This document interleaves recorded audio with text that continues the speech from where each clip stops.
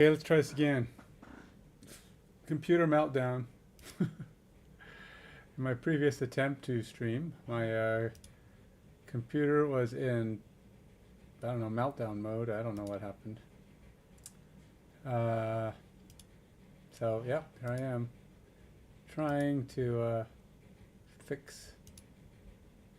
to get back to work. Okay, so let's do this. Okay, so last time on this adventure of mine, I have my React app here, and this is my web API. I wrote using C#, which took a little bit of work. Wasn't nearly as difficult as getting the thing to be pulled in by Blazor. But I did get it pulled in by Blazor, got it working there for the most part. There's a couple of things in Blazor I haven't quite fully figured out, but let's do some React. So I'm going to try and come back over here. So let's go ahead and run this.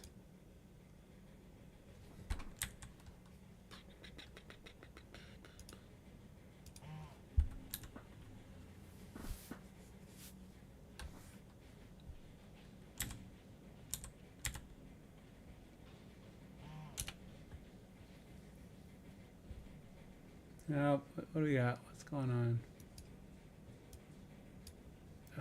Fine. Make this a little bigger.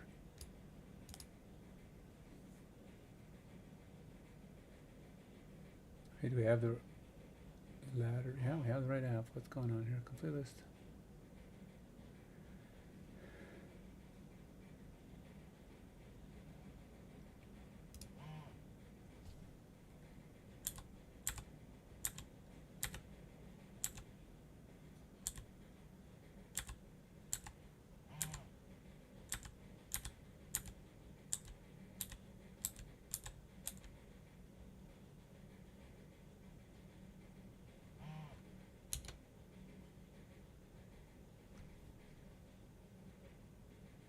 All right, what did I do? Na, na, na.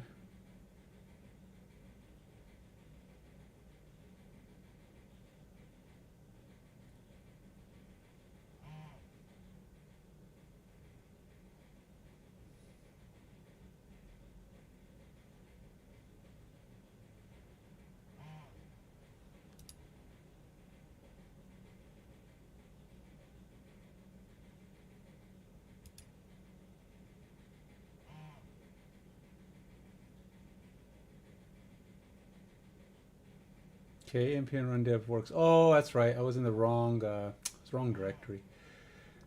I forgot. I have to be in the right directory for that to work. And it's by default, it comes in at the wrong directory. I don't know. I got to get it to start in the right directory. I was, yeah, got to work on that. Okay, so this is what I've got going so far. Not a whole heck of a lot. We will, once this gets going here, ready in 5.1 seconds. Let's see about running.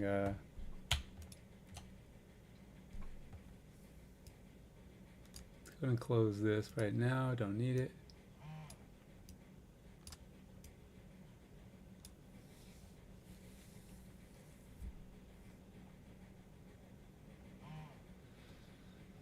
So here we go. Hopefully this is all working still, because, you know, I tried to get the Blazor stuff working, and who knows. Hopefully I didn't break anything on the React one, because as far as I know, the React one's working fine. So it was at last test working correctly. And I have to go get my login.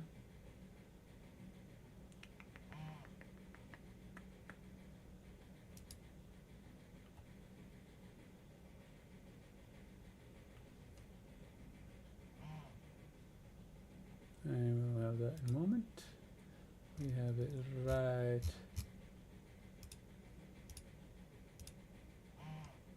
here.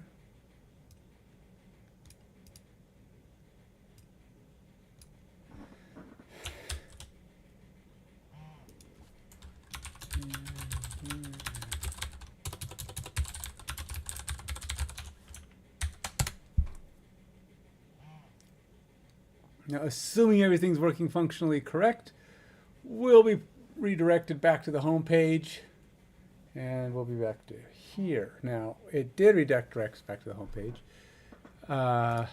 It did not correctly display that. So we got a little bit of a break going on here. Have to figure out what happened there, which is always fun, trying to figure out what went wrong since last time you worked at this.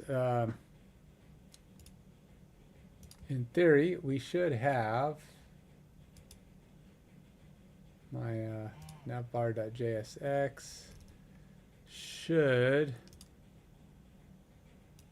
have reset this to say who the name of the person was, but it is possible I have it reading that differently now, so I may have to pull that information differently. So we'll see here. Where are we?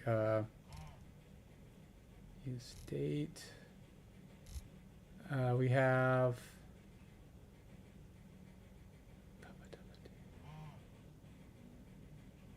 don't think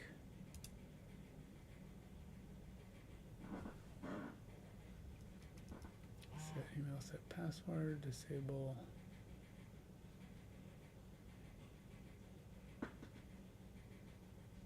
Nope, that's a login page. Got to familiarize myself with the app here again. Pretty sure the issue here is on navbar though.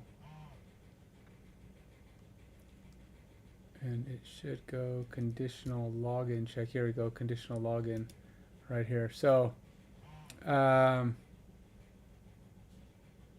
invalid signature.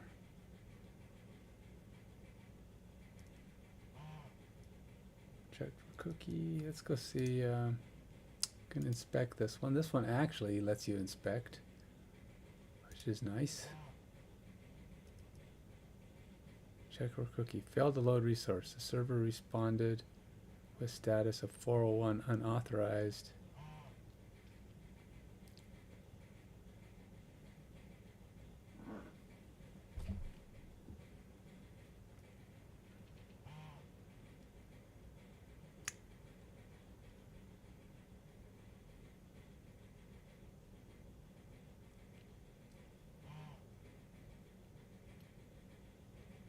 Post set cookie method. Cookie created successfully. Check for cookie. Oh, so we got all the way through the AMG authorize.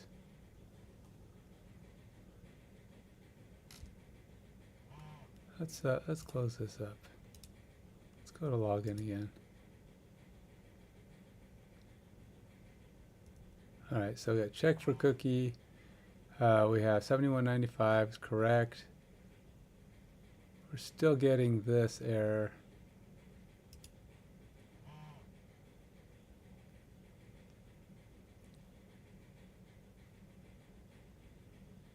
All right, so let's go here and see.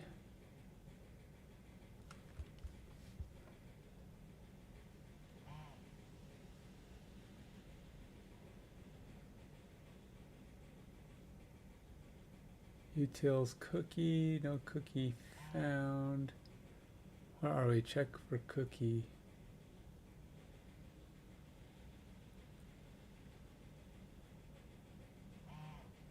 And we are in utils. Token check for cookie. That's a navbar check for cookie. I gotta figure out where I'm at. I'm trying to refamiliarize myself with where I am navigating through all this. Navbar check for cookie. Use Dwit. Then we have Dwit values changed. Oh, we're in the use Dwit.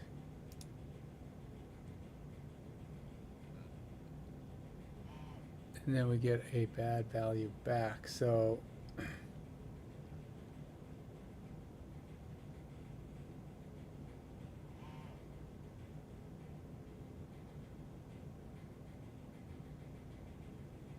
all right, let's see if we can break here and see what's happening here.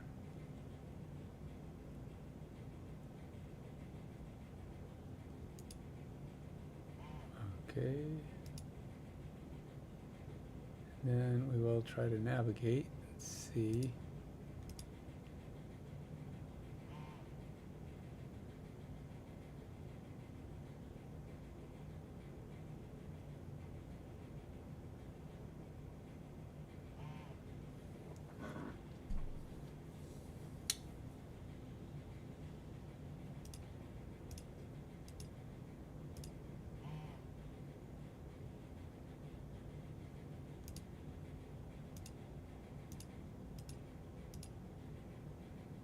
Apparently I can't set any of these breakpoints.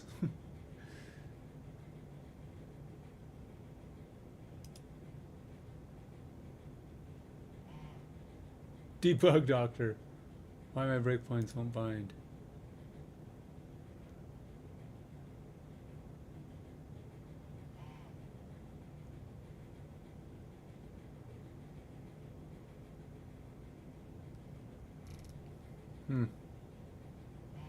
Maybe I need to break it out before.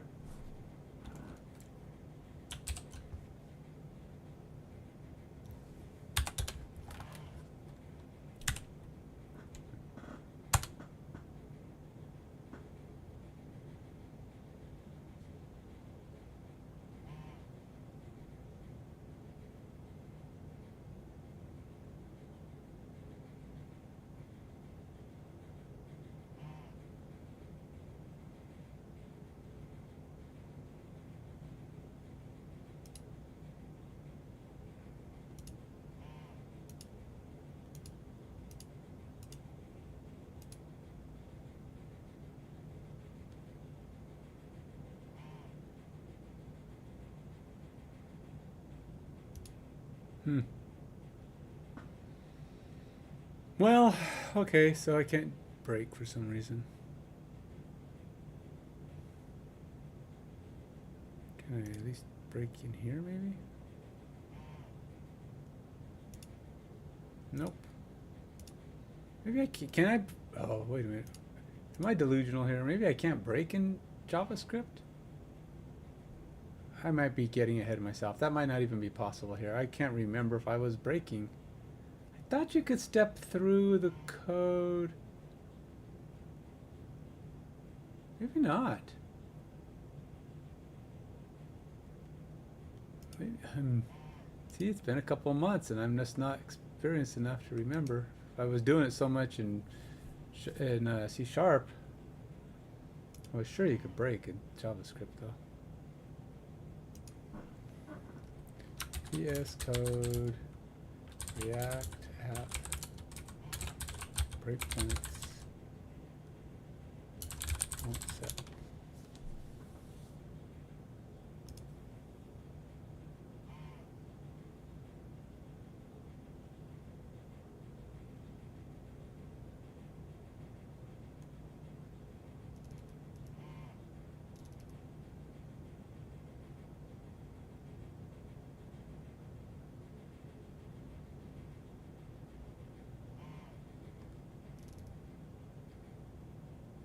Not helpful.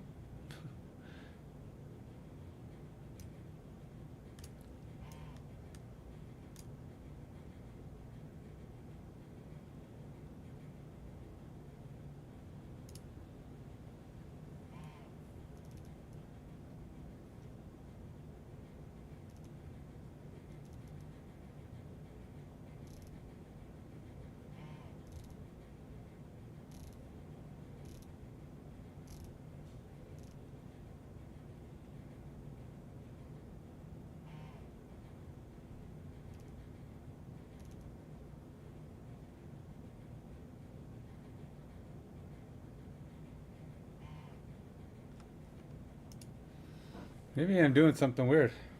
I thought like I said, I thought I had all this going, but apparently not. I don't know what I was doing if I wasn't.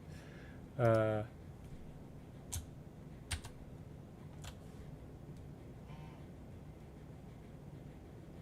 I need to stop first.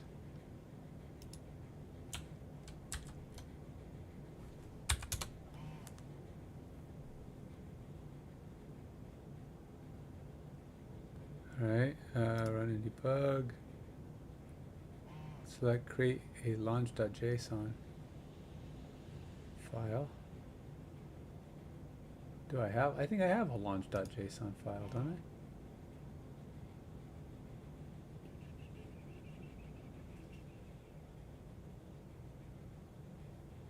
I? Oh, maybe not. Alright.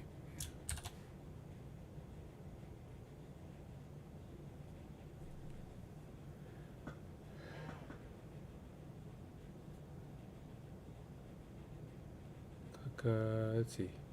View, run and debug. To do so, go to the run and debug view. Create a launch.json file. Choose web app edge.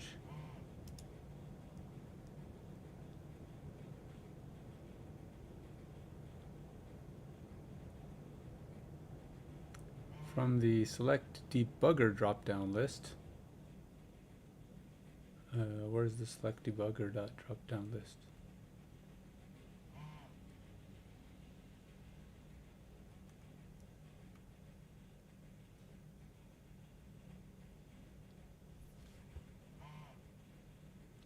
We need to make one change. For example, change the port of the URL from 8080 to 3000.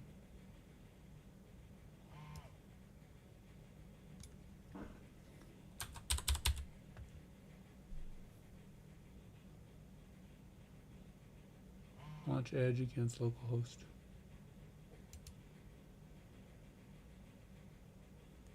Shows your development server is npm start, then press F5.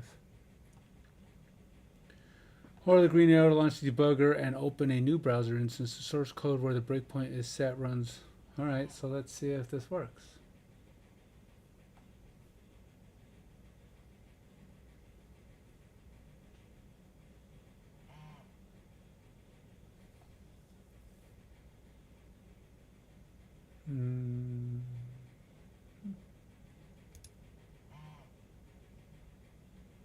Now we're going to go back to the navbar. See if the breakpoint triggers. And we'll just start her up.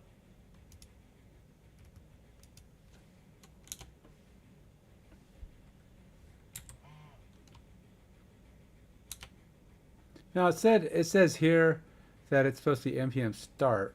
I don't know why. It doesn't say anywhere in this launch thing that it has to be start. But I think that might just be, hopefully.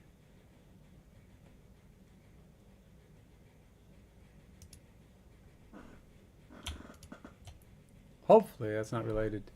It just means it has to be running. I'm hoping it just means it has to be running. Could be wrong. Could be that it's going to blow up on me here. Like right there. See, it didn't do anything. It's not binding. Do I have to run from start?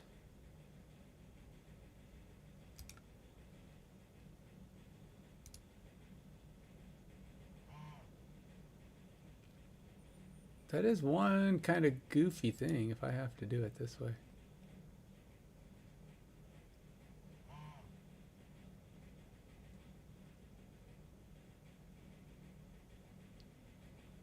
Uncut syntax invalid.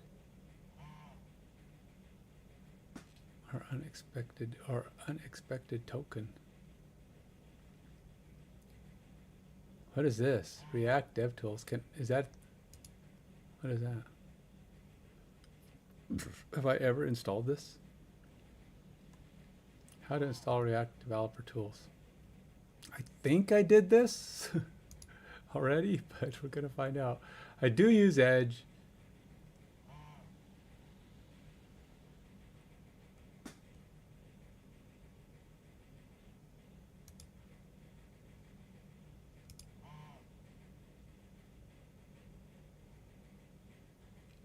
I don't know what this is going to let me do, but I'm going to put it in here.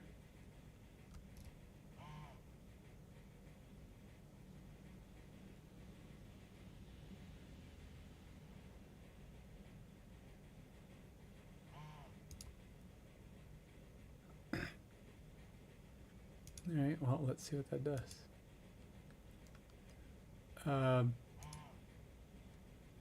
Yeah, it's just there now, I guess, right?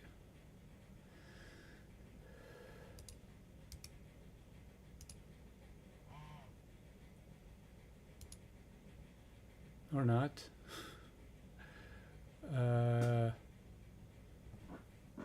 It might be that I have to close the browser, but I just wanted to see. Oh, wait, what's going on? Holy moly, what just happened? Loading chunk app layout failed. Next.js. What is this? Array.reduce anonymous. Next.js. Load chunk. Preload module. Reserve module. Ladder. I don't know what this is. What the heck? Chunk. Error. Loading chunk app. Home. Layout failed. Alright, what have we got going? What's wrong with the layout of the home page?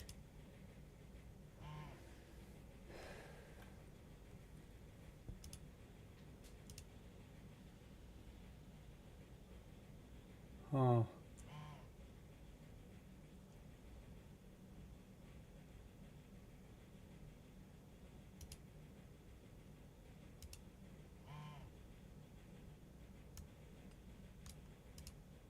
What is the problem?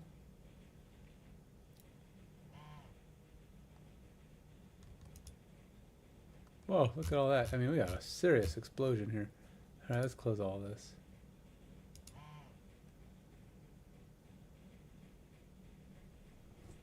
Let's try this again.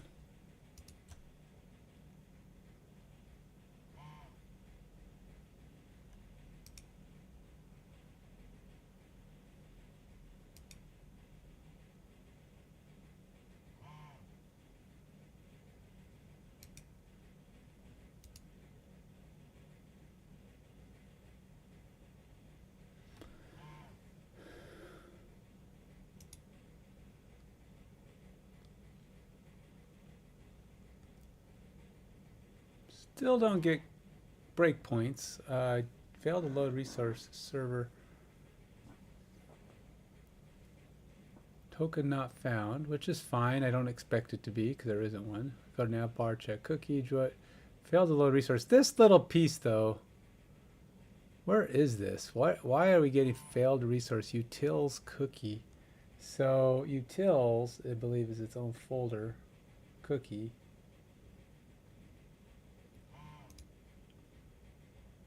Is it this guy?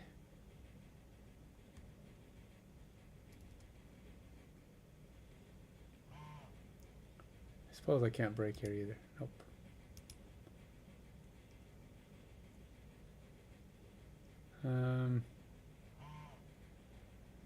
So in order for this to work, it looks like I'm going to have to do some logging. Because we're getting, cannot load one more source. Ultimate. No such file or directory. Open, get repos ladder. Oh, where are we? This is like...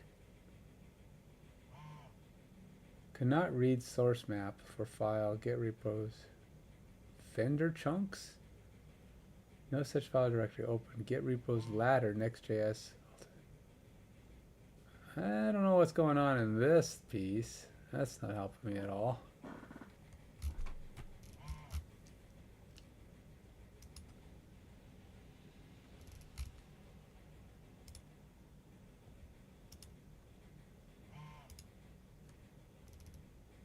Oh, here we go. Wow, we got a lot of junk. Cannot read source file, cannot read source file, not read source map.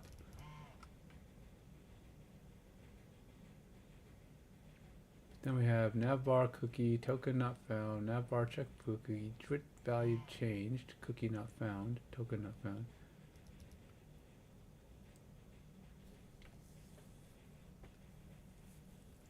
So are we even getting in here? Missing or invalid authorization header. I don't know that we're even coming in here. I should probably... Error setting cookie. I should probably put something in here just so that we know that we're entering here. Because we're getting an error. Failed to load resource. What resource? and I don't really want errors. It should be telling me something a little bit more clean. Should be error free. So the question is, let's go console. I'll see about so we're in the nav bar. Let's go back to nav bar quick. I'm going to console.log. And we're going to go over to here to my utils just to see if we're even entering this. And we're going to go console.log.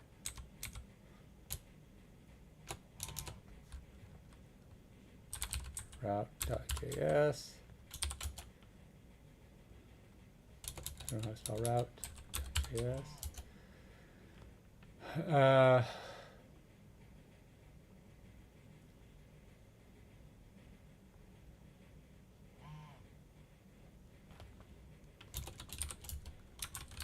Auth header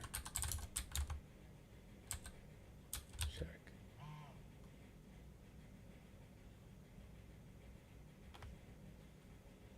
And then we'll go here. And we're going to just refresh this. I want to see if it actually fires this thing. How do I keep ending up back over here?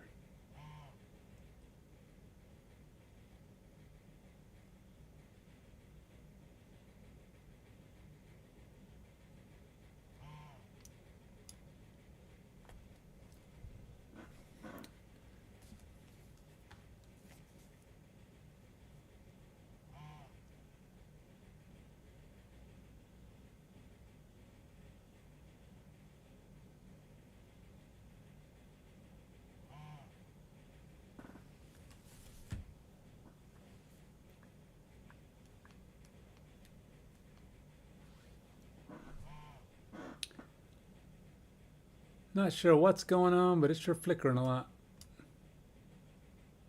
Paused in debugger. Is it now? I don't know. So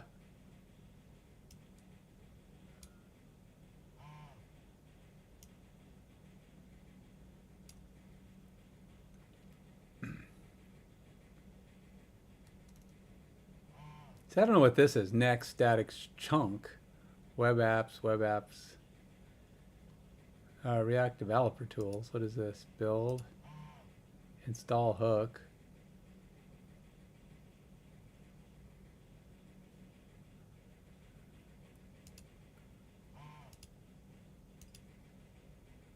Huh. That's kind of interesting. This doesn't do anything. I don't know what this is doing.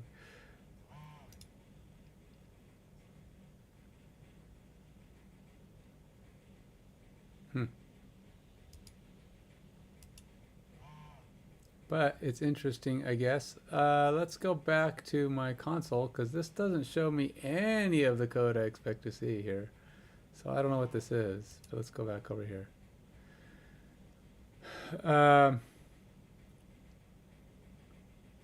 Check for cookie, navbar token, chip values change. So yeah, we're not getting,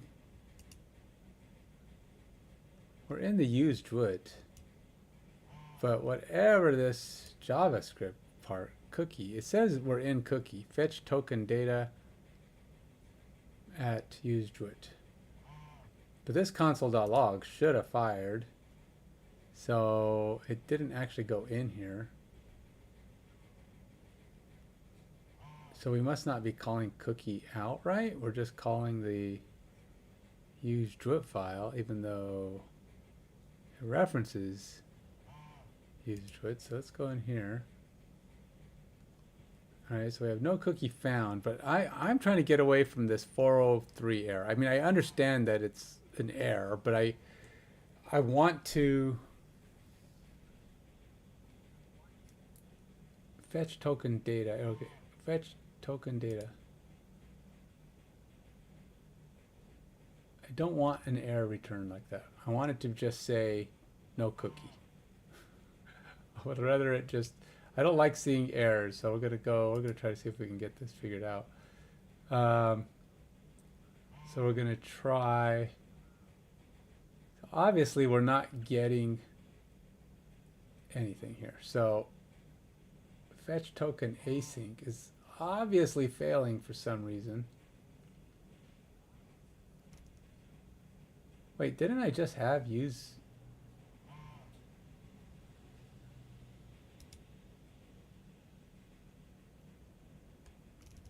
Oh no, we're okay. So we're here. And we're going to constant fetch token data. That's fetch token data, but that's only if we have token data, right? I mean, we don't want to fetch.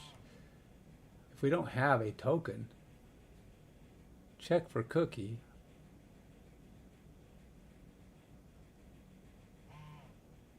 And the nav bar, use Druid, show sidebar.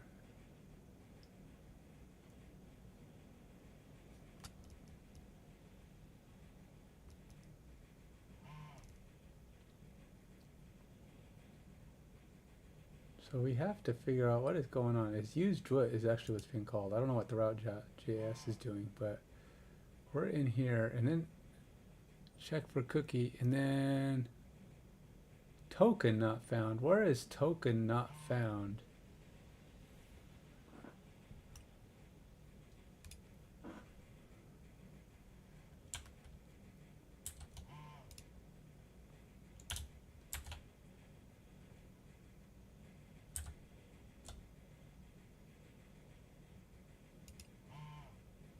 Oh, this is in the route.js. Route.js of the cookie. Ah.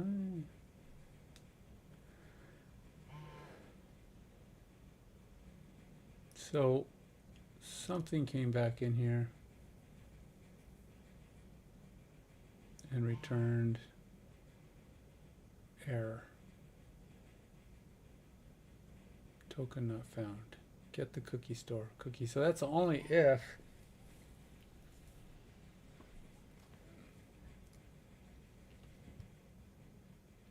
and then we have the status 403. So this is actually the whole error here where we get the 403. Return next JSON error status if not token. I wonder if I can make that less ugly. So if not, so we got to this and we're getting status 403. That's why it's doing that, because it says token not found. But if no token found, perhaps we can be a little less yucky.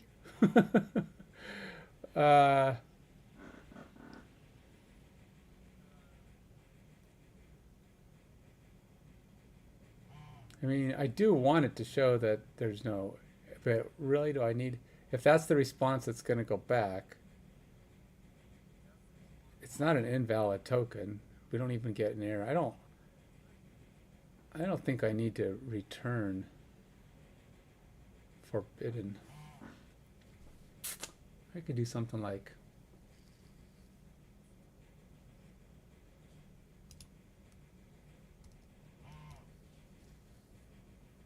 get the cookie store. I mean, well, how about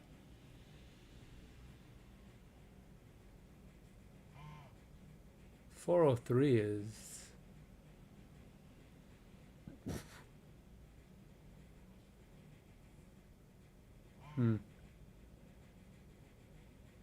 what are some statuses? Next response.json. I need some different statuses. What would be a good status that wouldn't look like 403 forbidden? I mean, yes, it's probably valid.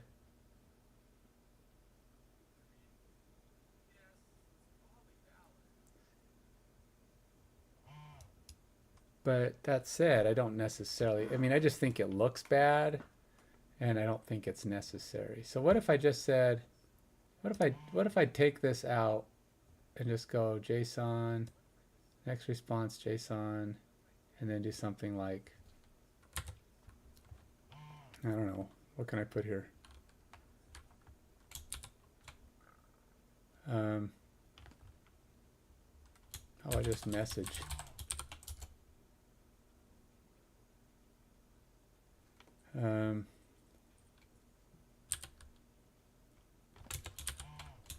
No token found, user not logged in. What if I just do that?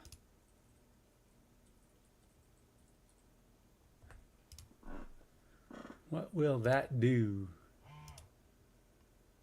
And then we'll go here, Control S, go over here, and hit refresh.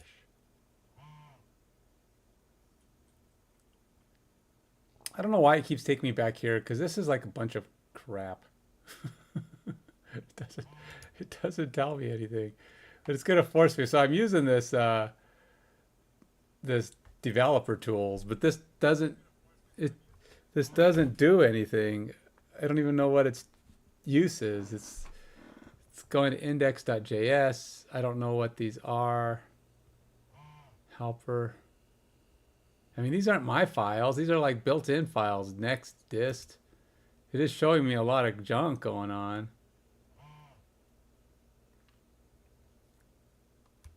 But app home, main app.js. See this webpack.js. What the heck is webpack.js?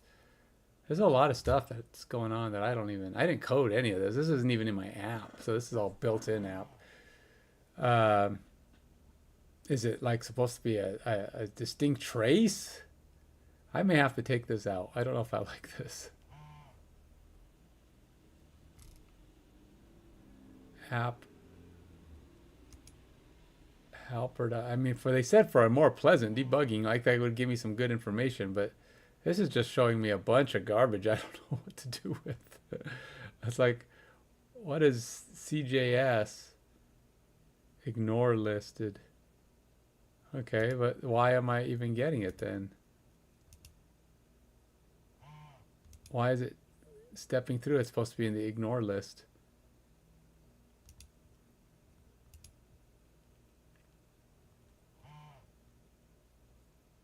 And then I can't put in breakpoints because breakpoints don't work. So I have to go through this and basically use, okay, here we go.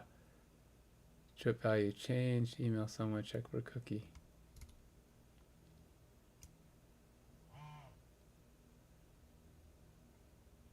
Oh. Okay, so that didn't work. Apparently going here, it's going to think I'm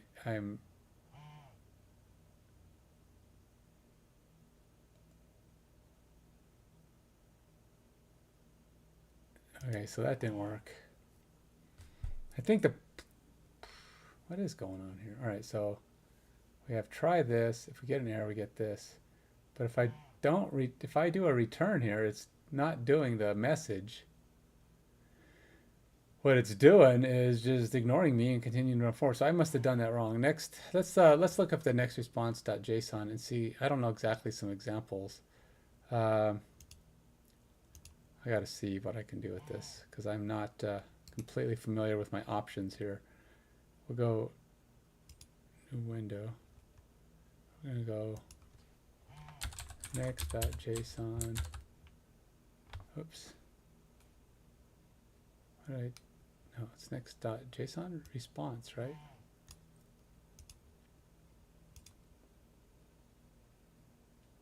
Next response.json. Okay. Next response.json.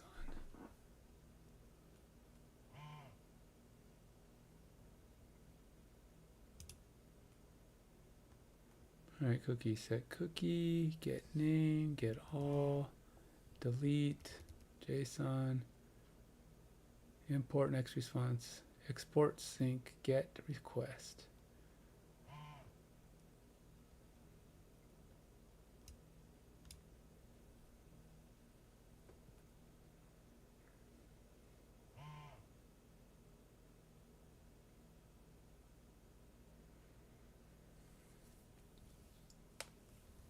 Okay. Looks like there's not a lot of options here. You could tell it what you want it to say. But apparently it's just, your options are like error and status. I mean, that's it.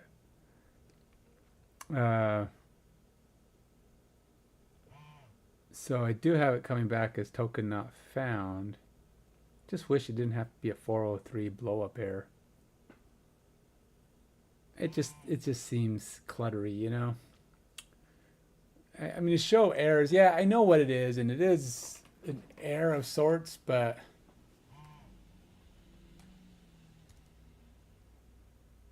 it's like if you know it's coming. An error, to me, an error implies that you weren't ready for that. Token not found, user not logged in. I mean, yeah, okay, I guess it works, but I would rather it not have to be so. I don't know. I mean, 200 is okay, but we're not okay, right? So it has to be some kind of. So I guess we're good. I'm not a fan of how that worked out. Okay, so now we just need to log in. Now we got to figure out what is going on in the login process, because our problem is we are getting the cookie, but this is not going to work. Let's go back here. All right, so we got back to login. This is really slow when I use that dang thing. I'm going to take that out. I don't know how to stop it from doing this. Just got a lot of garbage processing. I should not have put that in. Okay, so I gotta go to extensions. Get that dang extension out of there, because that's gonna drive me bonkers. It takes forever to run. This React Developer Tools is terrible. I don't have any idea what its purpose in life is, except to make my life painful. I mean, you can see this stuff. I don't know what it's supposed to do. I guess I have to learn more of how to use it. Maybe I can do a YouTube video or something, or review somebody's YouTube video on how to use React Developer Tools. Golly, come on, man. Just let me out. I don't care. Go away.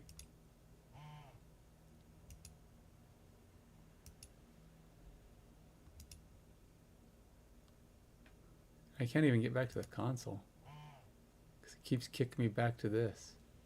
Stop it.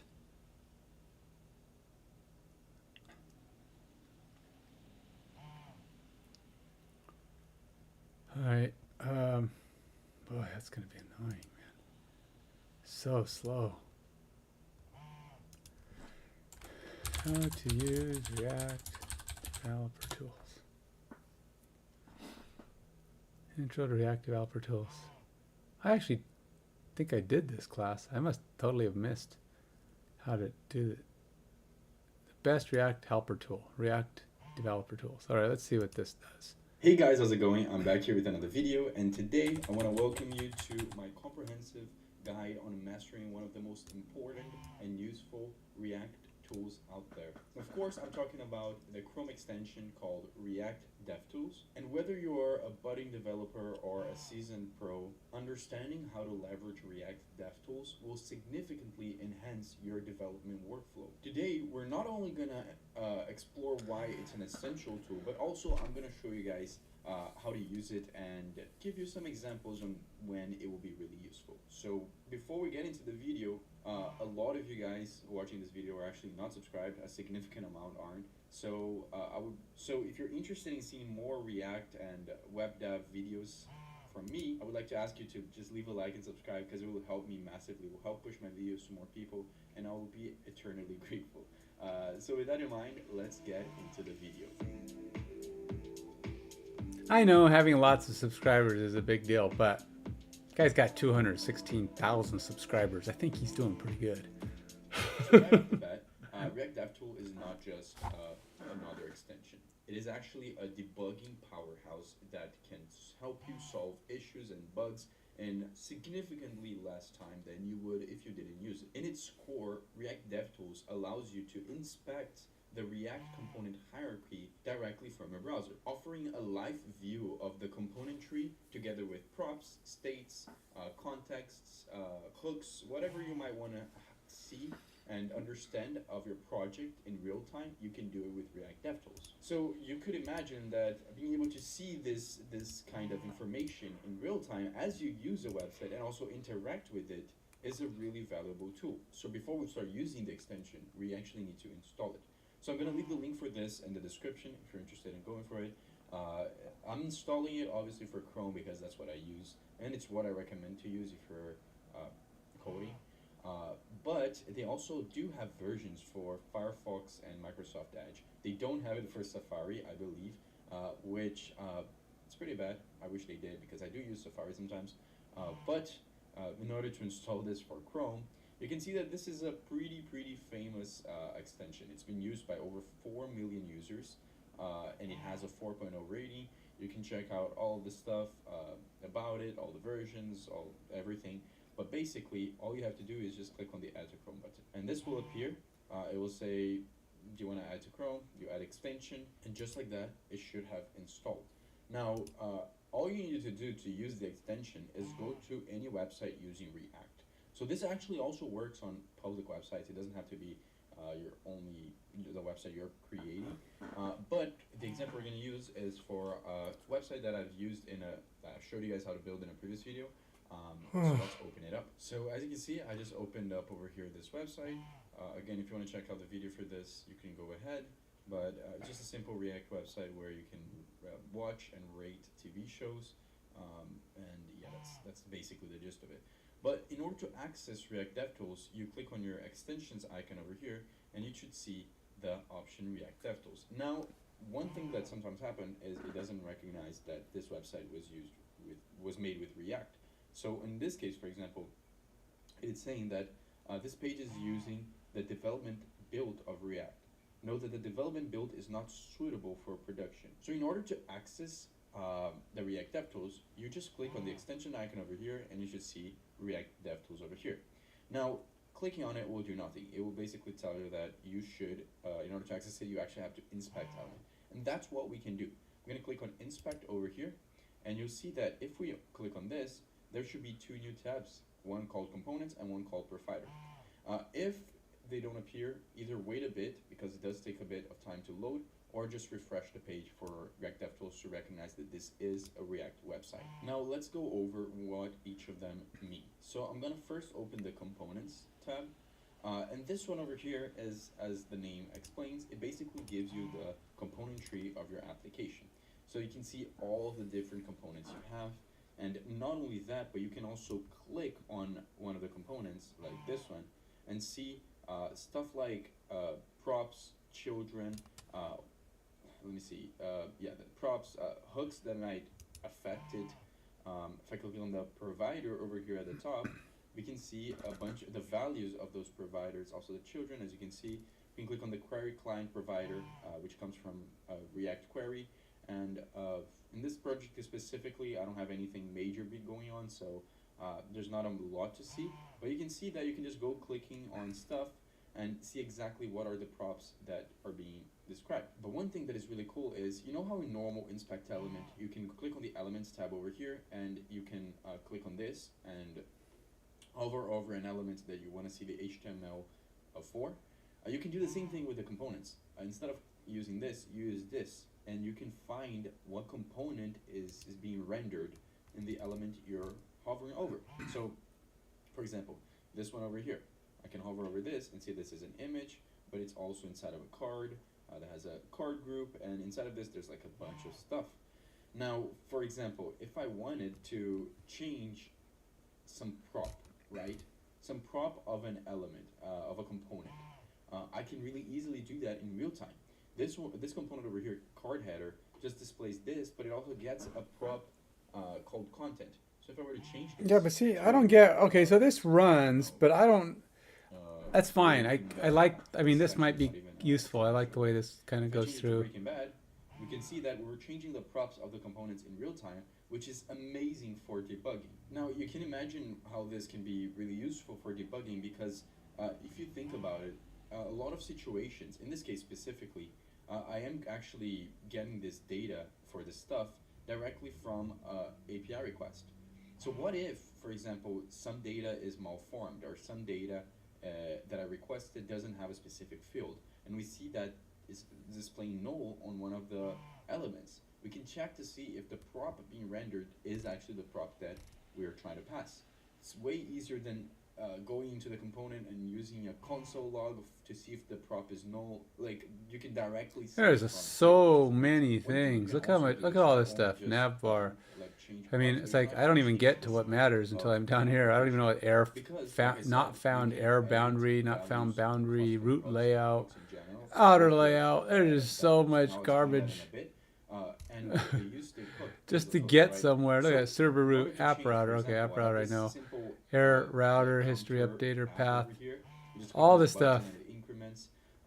The way It's you just change it is you layers go and here to the layers and components layers tab. and layers, You and then go you to finally this start getting component to over stuff here, that you which has recognize the counter, and you with see like the that nav not bar. only now it has it had the old props tab, but it also has the hooks tab with a state.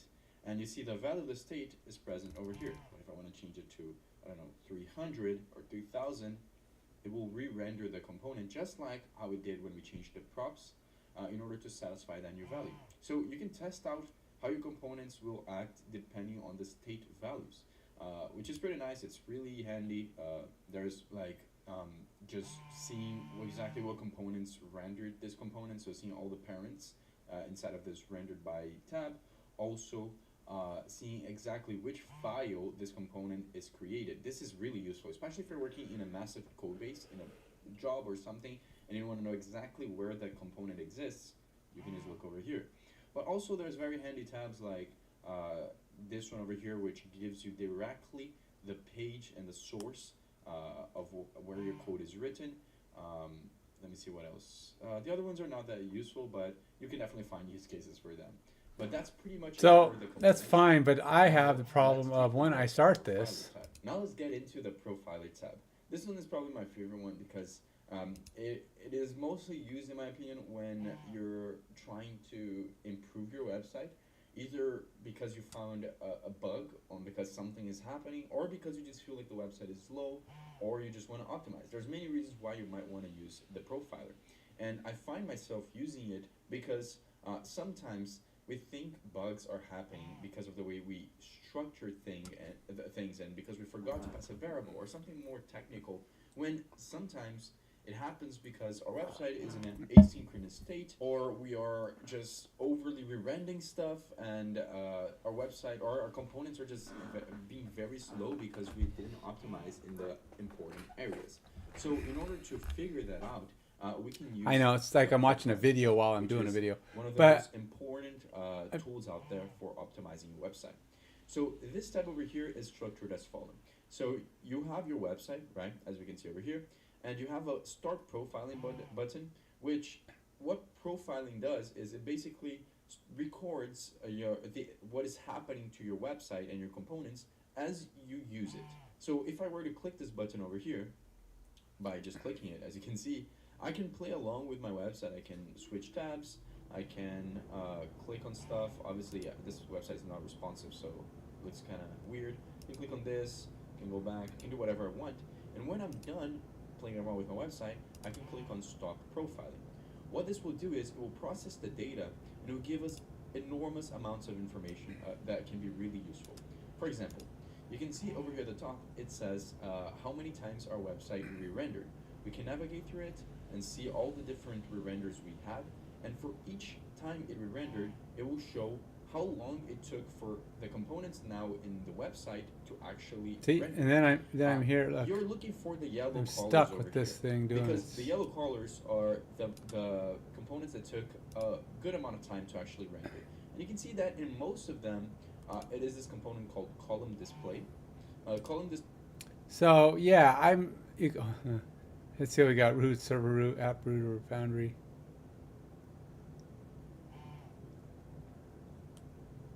Nav bar.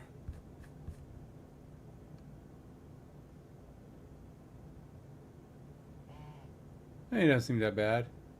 But 6.5 seconds. 6.5, oh, milliseconds for that. Okay.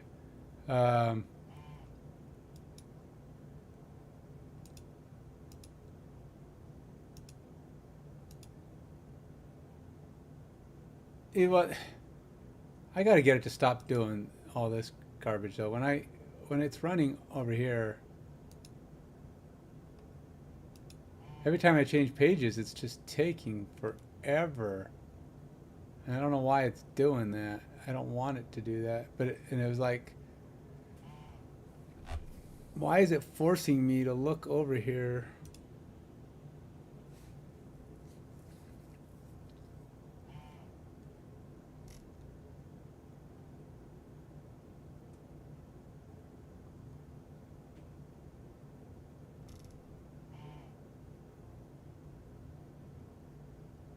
It's like anytime I change pages, it goes back and forces me.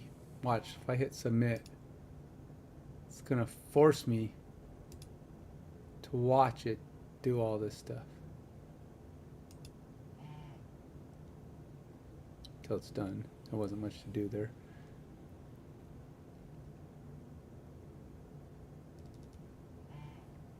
Okay, so first when we got there, we had token not found, which is fine. User not logged in. But then we go down here, we go blah blah blah, cookie created successfully, domain cookie.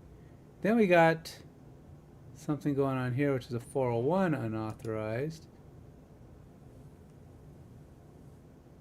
It says invalid token,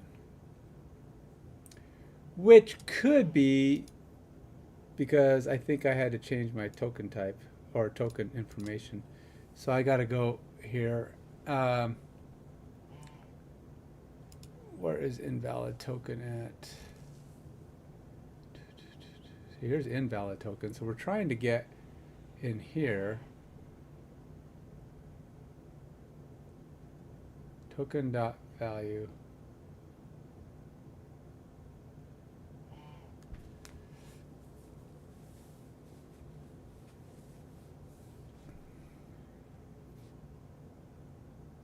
So we did get here.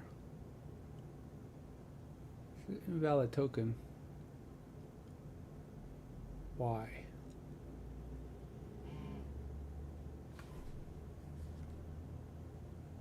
Process. Environment with secret. I don't think it's my secret that's the problem. I will, however, open it up and confirm. Don't think I've changed this. Let's see here. AMG authorize, manage user secrets. Here's my key issuer. Could be because I had to change the way it was using the cookie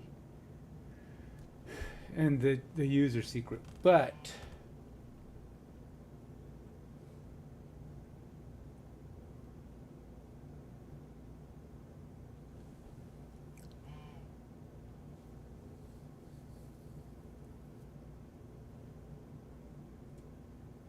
to be honest, I don't remember if I even encoded it on the other one. Let's go open up UCL in the Blazor app.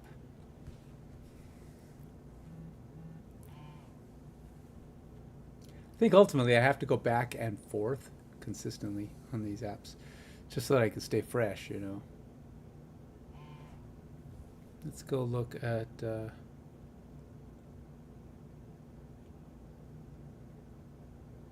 I know I have the token name identified here, but I don't remember the need for the token.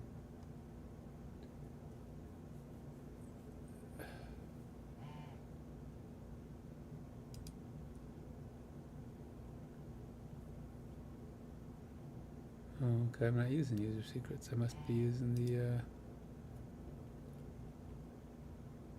app settings.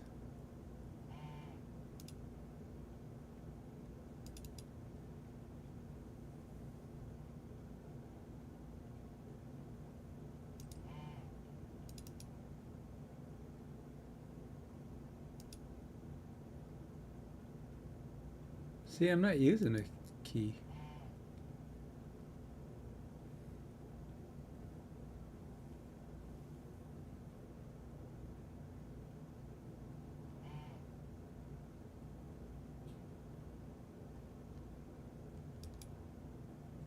Don't even have secrets.json being loaded. And yeah, this doesn't, because it's either going to be in the app.json or app settings.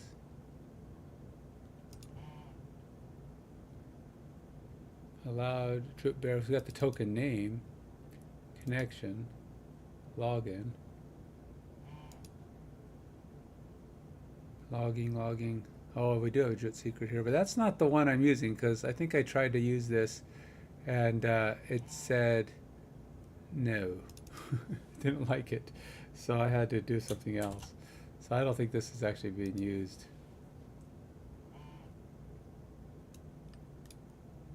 Yeah, see, this is the only reference to it in the application. Current project. Yeah.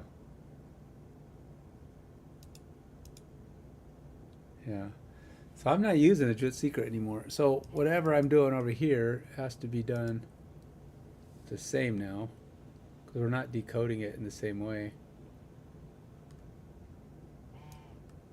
So I got to go over to my Drit verify.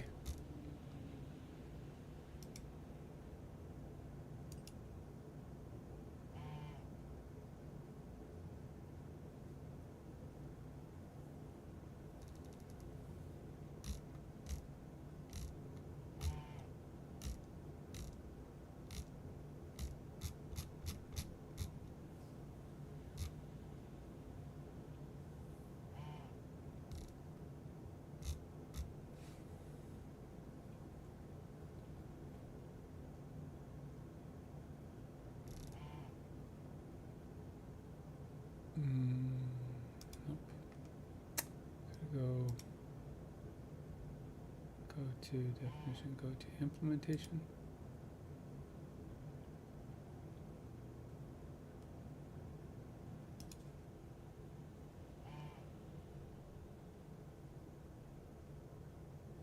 Token, string.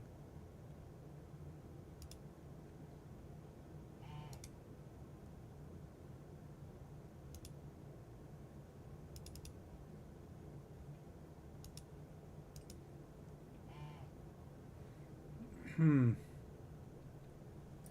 right, let's go back up here. Let's go to use Drit.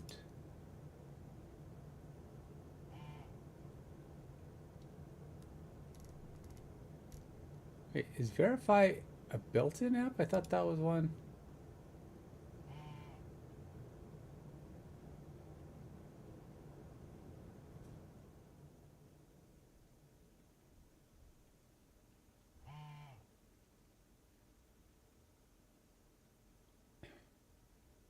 Huh. Okay.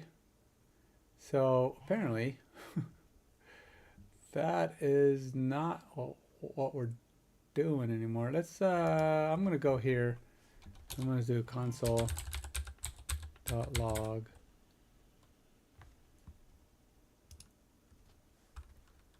Then I'm gonna go dev.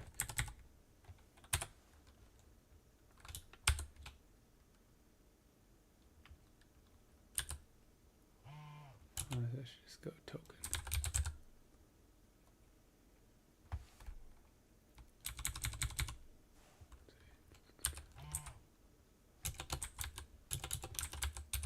Token.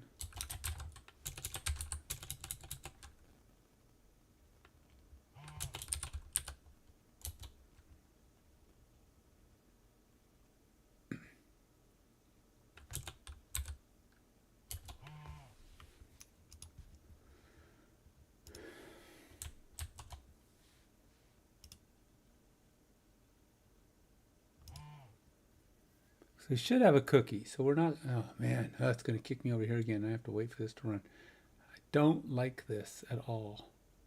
Why does it doing that? Makes me sit here and watch it do all this. And I'm just sitting here watching it. Paused in debugger. I don't want, why is it doing all that?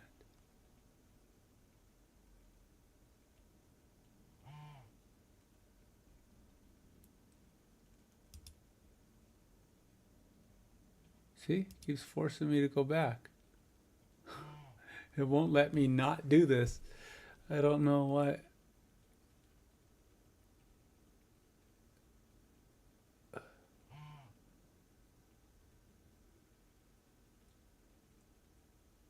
I got to get rid of it. I don't know. I mean, these might be useful, but I don't have any idea what it's doing or why it's making me do all this. But it's going to drive me bonkers. I can't do this.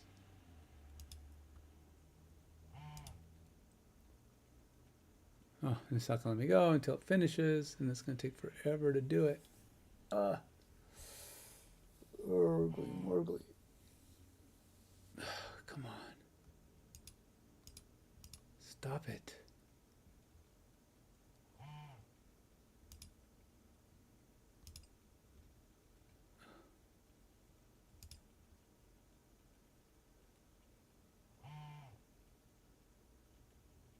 can't get out of this.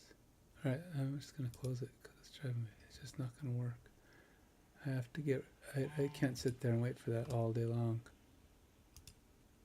Alright, so we'll go... That was interesting. But, yeah, I don't want React developer tools anymore. I mean, it might be cool. It might have some benefit in some scenarios, but I can't... I don't know. It's just... It's not going to work for me, man.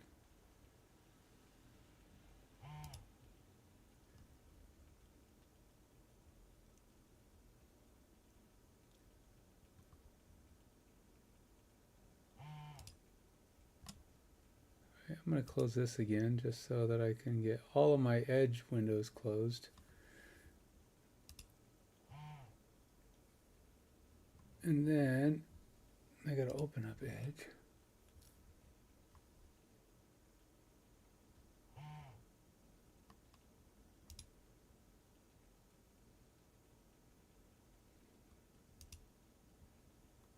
Extensions.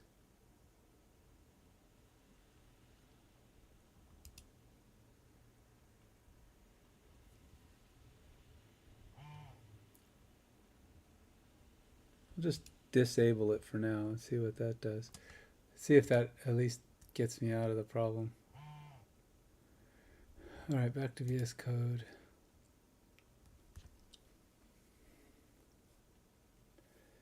So I thought maybe that'd be a cool feature, and the guy said it's pretty cool, but I can't. It's taking over my browser, and I can't.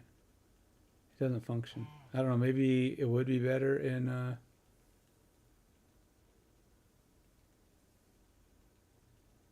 Copilot edits, Copilot chat, and secondary sidebar. Multiple GitHub accounts. Copilot code reviews. Docstrings with Pylance. Generate docstring templates for classes or methods.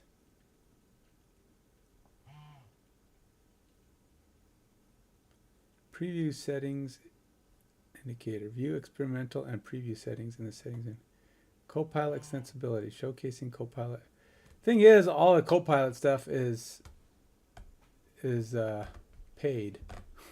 Can't do any of the Copilot stuff. Unless we're not talking GitHub Copilot, but GitHub Copilot costs money.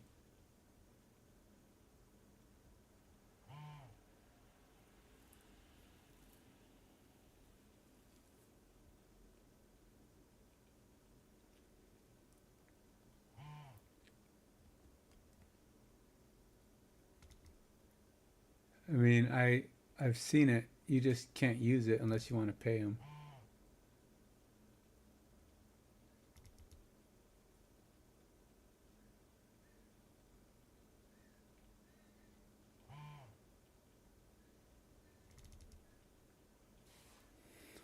So last time I tried Copilot, it said, um, I'm not even sure. Is this an update to code? VS Code is Microsoft's, ain't it? Or is it GitHub's? I don't know. Who makes VS Code? But, because when I've tried to use Copilot in the past, it just kind of...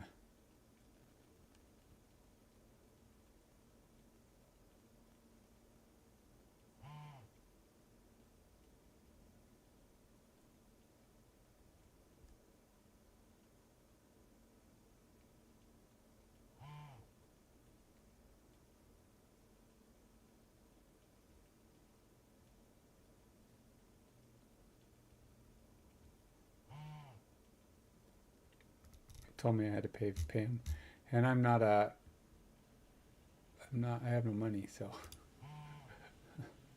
And you see, I say that like you sounds like I'm joking, but it's pretty much true. We're just hoping to be able to keep our house.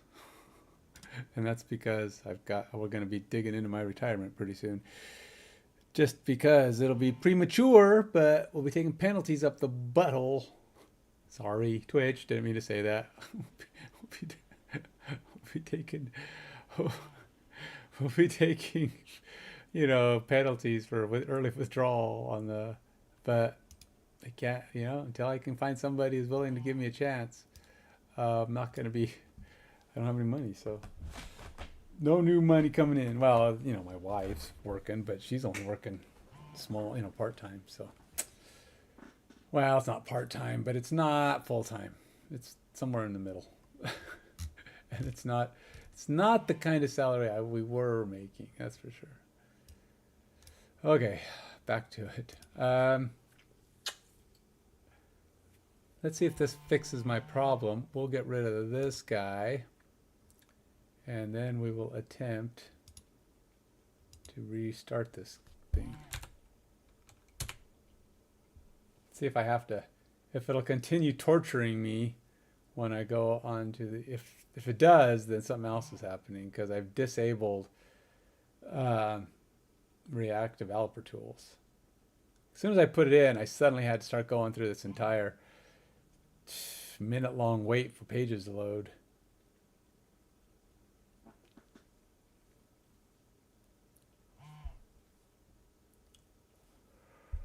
Oh, I'm on the wrong page again. Oh, dang it.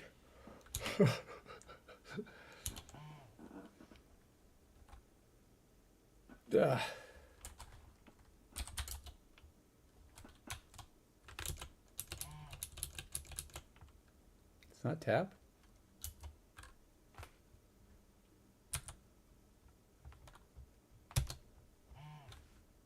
Nope. What is it? I thought it was tab. It's not end. Oh, there it is. Right arrow.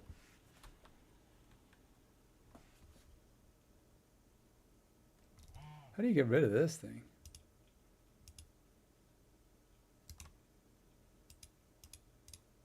Go away.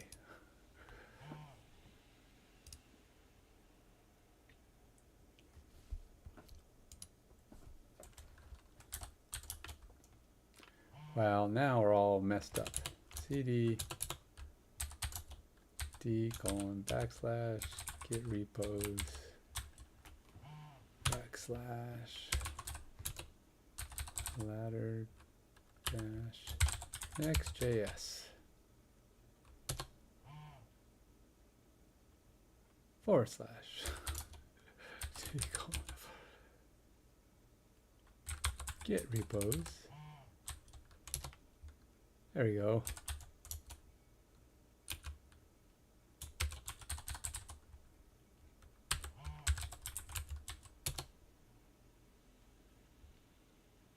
Okay. CD ladder - next.js.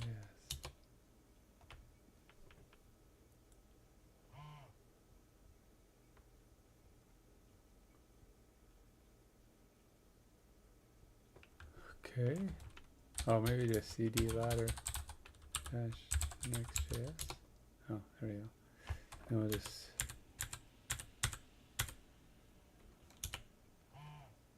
and we should be able to do this.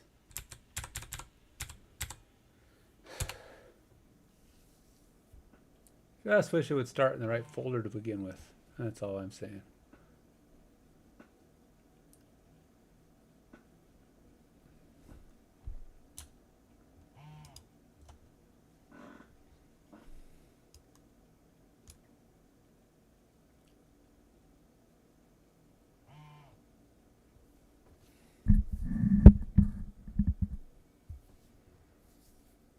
All right, so we got our login back. Go back to our inspect and see if it's behaving. Go to the console.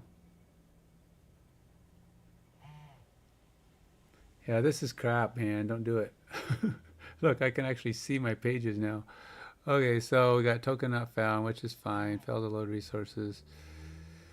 Why does it do it twice? I don't know, but we're going to go here and...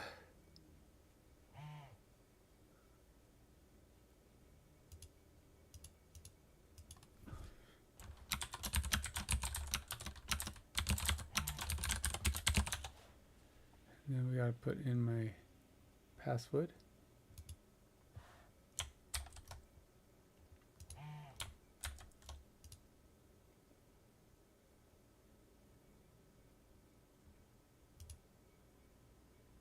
Okay, so we got logged in, but we're getting a different error. It doesn't like our cookie. So now we got to go back. We've got to figure out what is going on with our validation. So I believe, I thought maybe I'd put some middleware in here. Right, cookies, validate token. Now again, I can't actually break on any of this. Or maybe I don't call validate token because it's not looking at the right thing.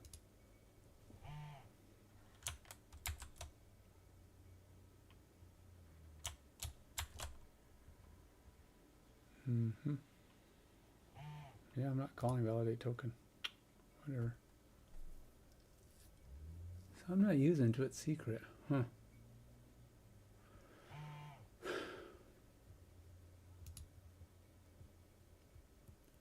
So,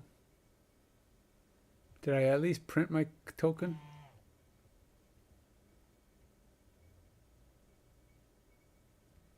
Thought I put that in here to print my token.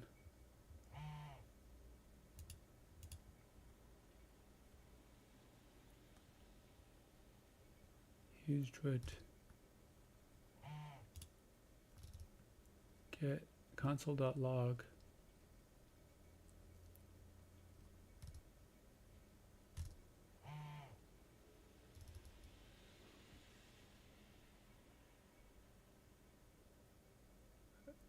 Okay.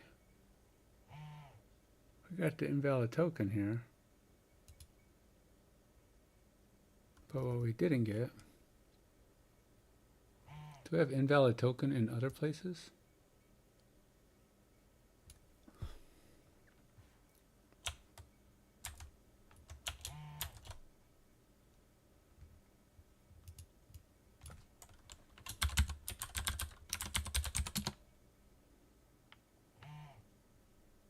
Used it.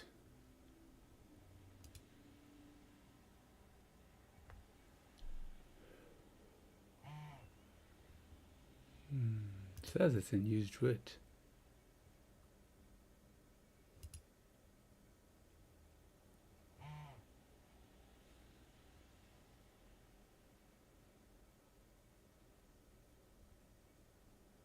I don't see it in here. I don't know where fetch token data is either.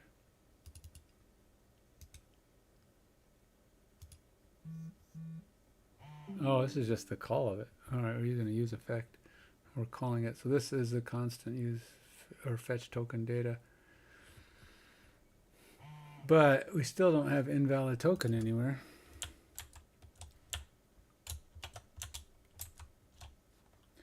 And the thing is about that is it shouldn't get to here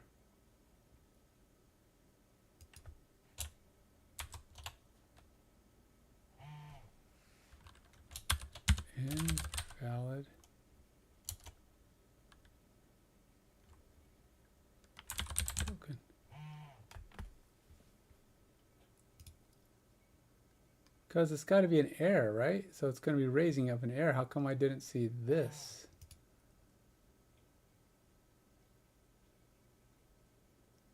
Oh, maybe token is just not a thing. How about token.value?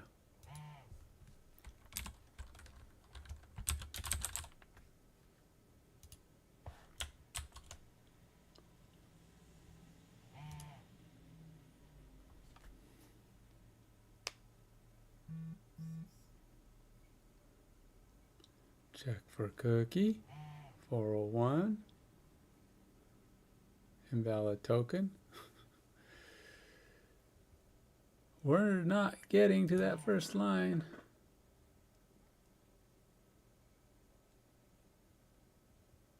"94 more frames."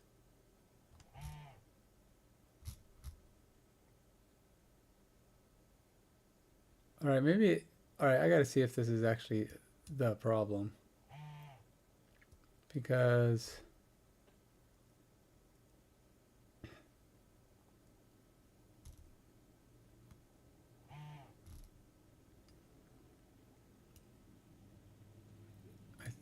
before I continue, trying to solve for it.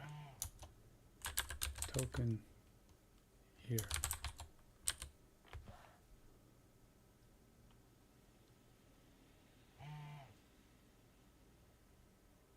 Oh, wait, did I not put...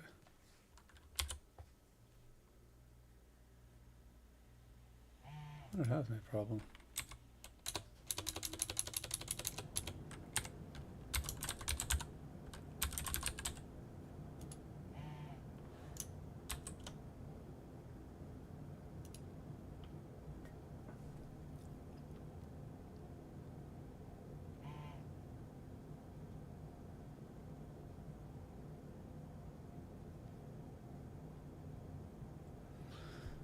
Rebuilding.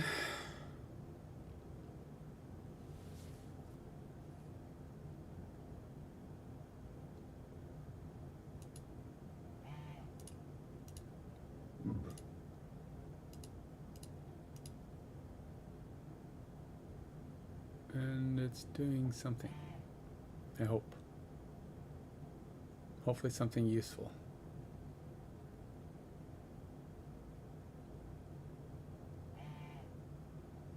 Wow, hot reloading is not very hot.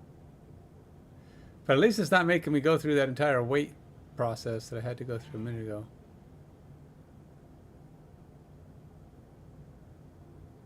Sheesh. Alright, here we go. Hopefully we're back. Check for cookie. And why do I get double check for cookie? It's like does it twice.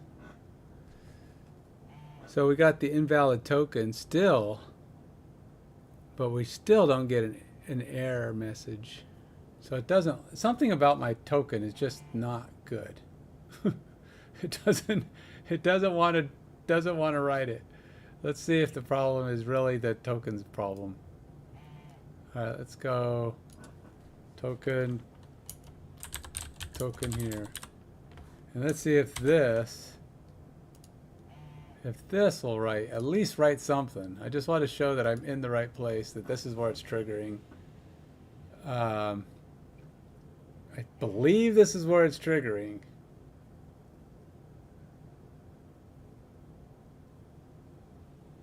Check for token, invalid token. Yeah, it's not even going here. So I somehow, some way,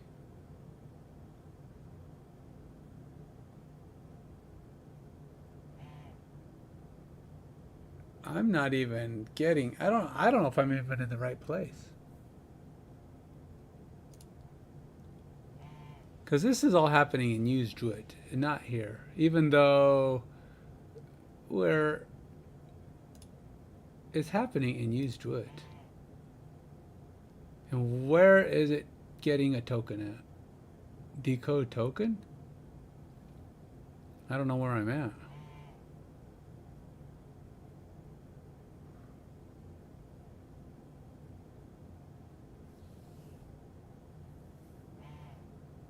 Response, or obviously not getting to this thing. And where are we at?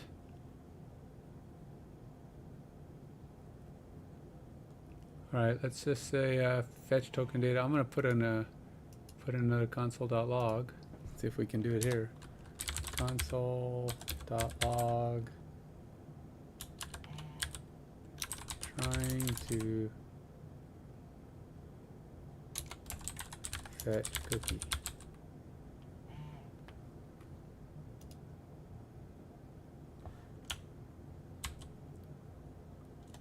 We'll put one down here too, I guess. Let's see. Console.log decode cookie.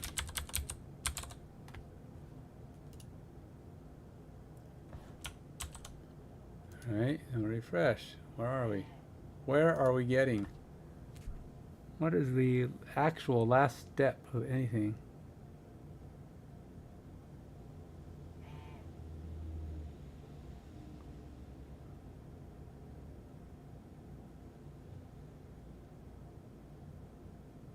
Trying to fetch cookie. Okay, so we are in here. It attempts to do the fetch cookie bit and then blows up. So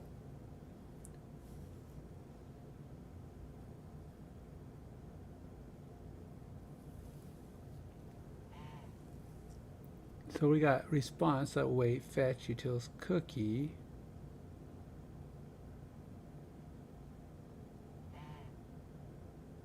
And wherever it's getting it from, which is from utils cookie, our data is broken. Do we even get to the response? Email, no cookie result. We don't even have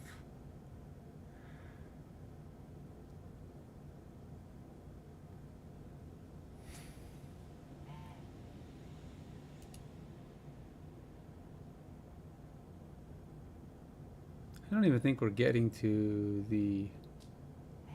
Are we even getting the cookie back from the fetch utils cookie?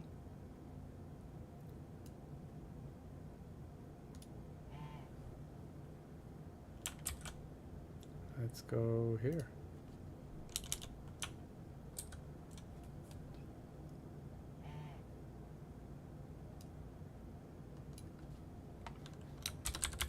Cookie. I would rather be using breakpoints, but I can't. They don't seem to work. I don't know. Maybe you can't.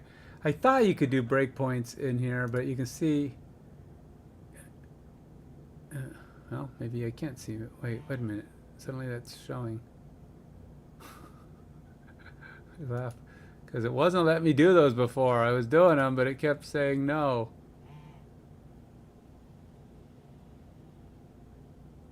Let's see if it actually breaks there.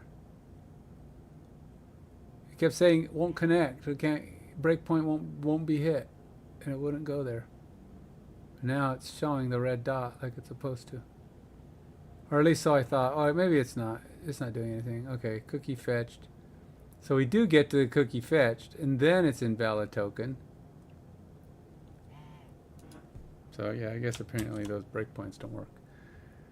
All right. And we're not getting to the... Oh, I wonder if it's blowing up on the data? We're not getting into the here, are we? I don't know. I don't even know what to ask of data. Data...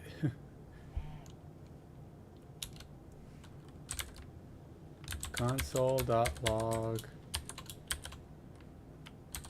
data retrieved.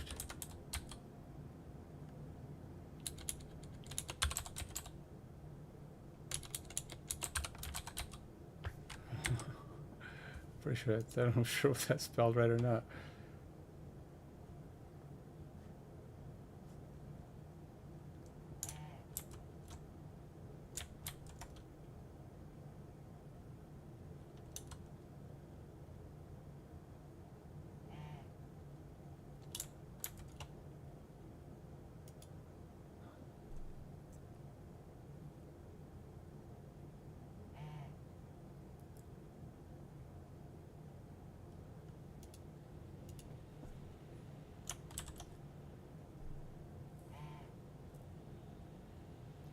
Check for cookie. Yeah, cookie fetched, data retrieved, invalid token. So we're all the way to here. And now the question is, if response returns something, it can't read the email off of it, is what the problem is.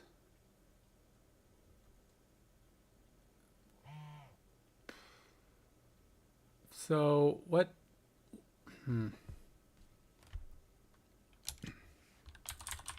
Data dot email's a thing. So we have a valid.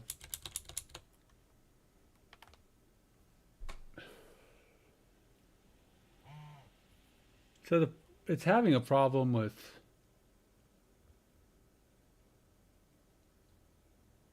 So it's not getting to no cookie found. That's not the problem. As soon as we get invalid token, we blow up and we end up back in Timbuktu. But the error is happening here. Even though I have a try catch, the catch, you know, it's funny, if I get an error here, I'm supposed to go to the error handler. Error handler should be saying set values, email, no cookie result. But it just jumps out. How is that? Why is my try catch not working?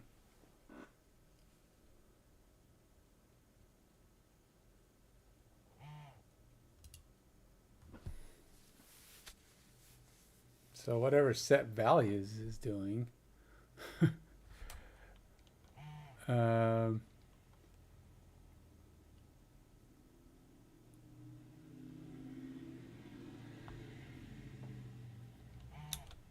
So are we getting here then?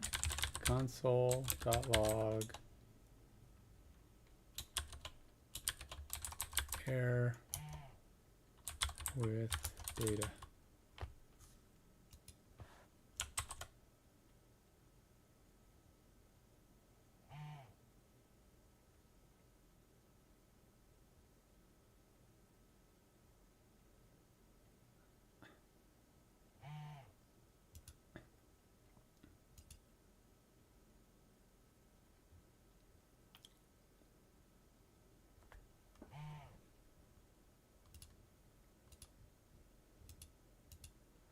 Now, most of these don't work. These pages. I'm just trying to.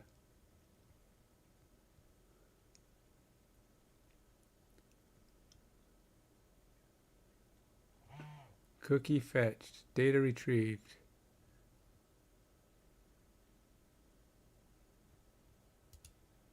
Invalid token. So we're getting to invalid token.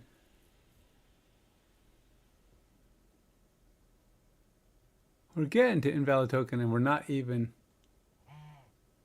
well, we're obviously not having a problem with the response. I don't think the response is the problem. I hope.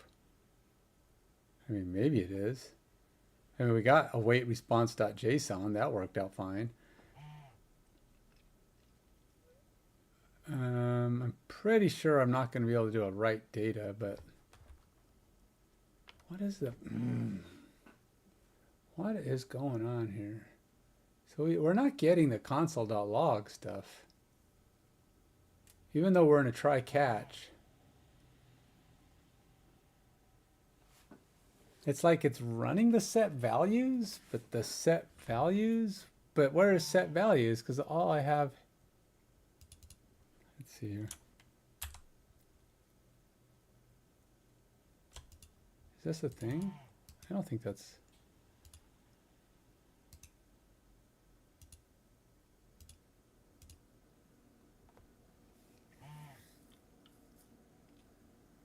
Yeah, set values is just the values that we're setting up in the. It's just a state for value.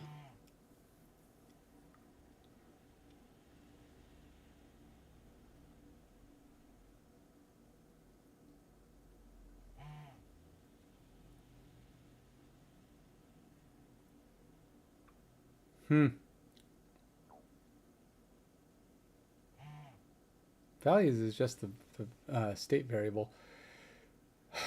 And we're supposed to be able to put things in there like data.email, but it's not reading it, and I don't know what it's reading because we're just getting blown back somewhere.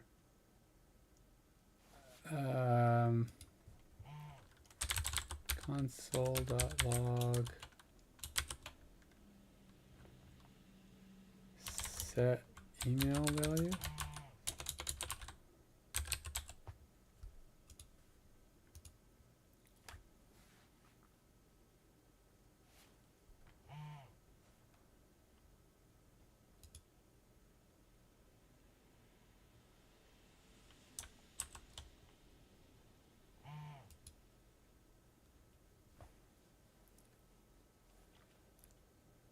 Waiting for it to tell me something useful. Will it? Nope, looks like I gotta navigate some.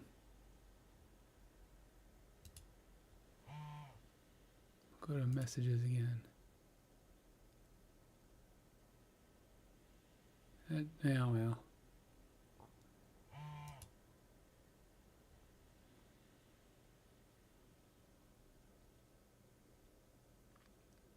Cookie fetched.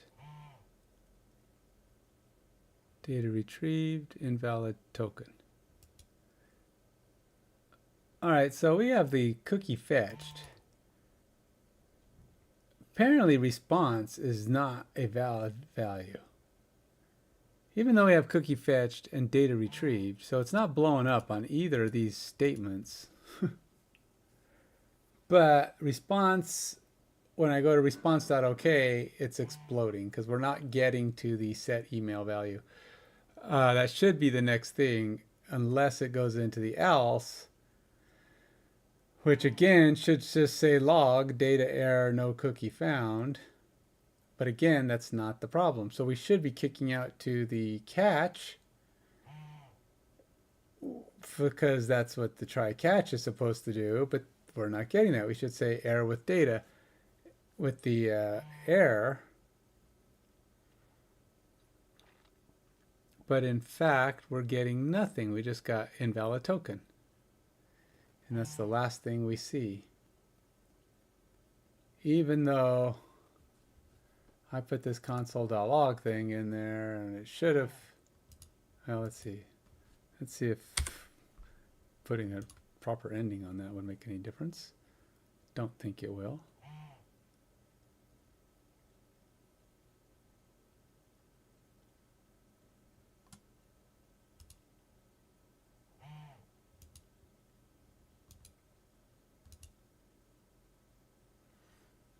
Constant check for cookie here.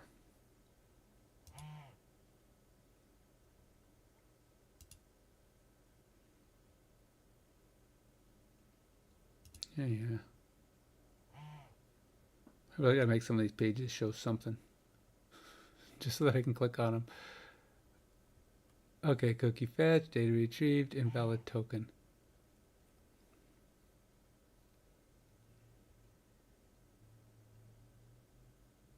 So it had nothing to do with my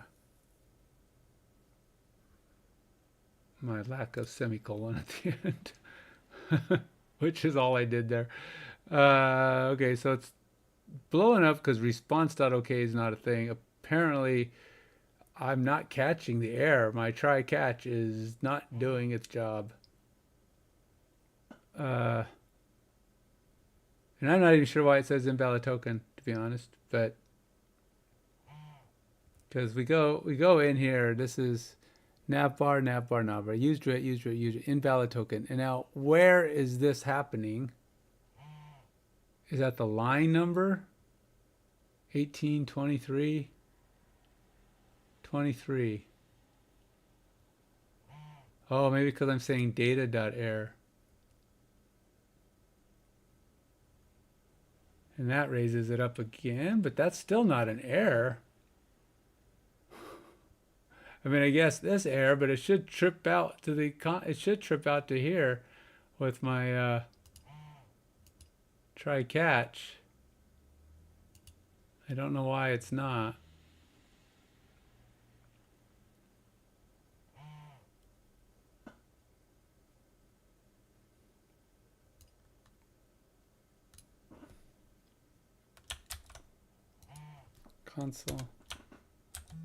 console.log.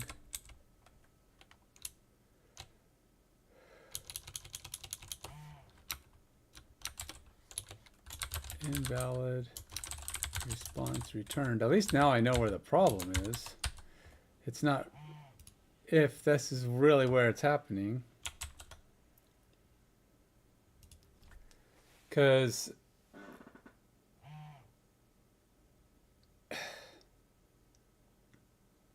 now it's going to log, it's going to go invalid response returned, if I'm seeing this correctly. And then it's going to, yeah, invalid response returned. So we're getting kicked out here. It doesn't like data. And if data is bad, that means whatever data got from response.json is bad. And if whatever got back from response.json is bad. I'm curious what happens if I just say comma data. Probably going to blow up. But hey, can't blow up any worse than it is right now.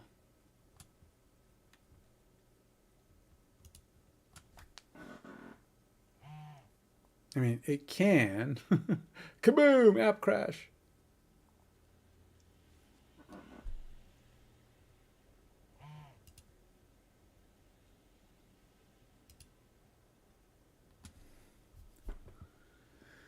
Object. So whatever it thought it was getting back from response.json, it didn't. So let's go back to the fetch. Whatever this is. We're supposed to be fetch utils.cookie, which is what this is. And is that the get? So are we blowing up? No, we can't be blowing up in the call.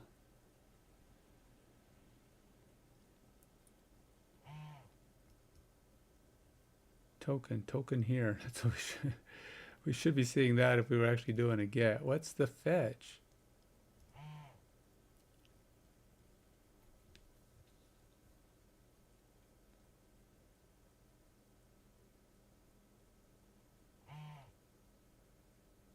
Is that the post? Auth header check? No, because if we were actually going in here,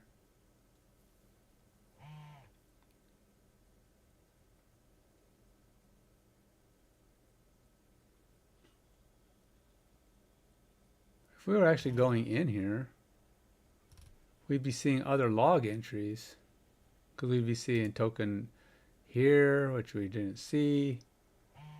We'd be seeing route.js auth header check.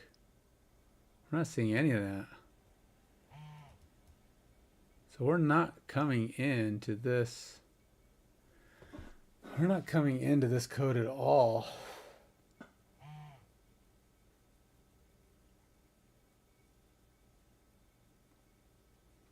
Token here.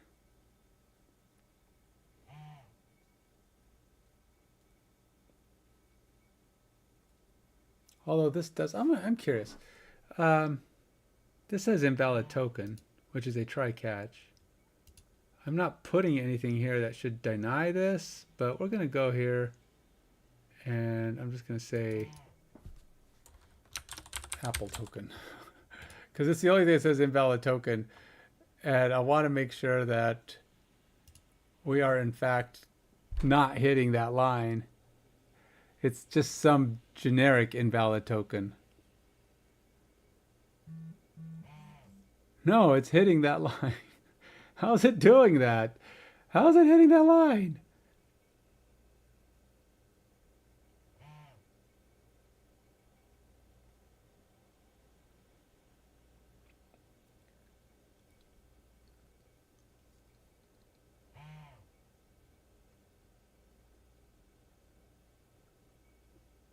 How's it hitting that line?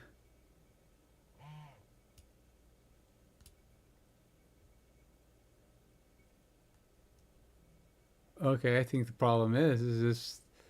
It says console.log token here, but it's not logging that here. That's the thing. It is logging it down here. So I get some stuff that shows up over here and some things that don't. Maybe it's because this is in a route.js and these things won't show. Maybe these text, these consoles. But yeah, we're getting a different issue here. So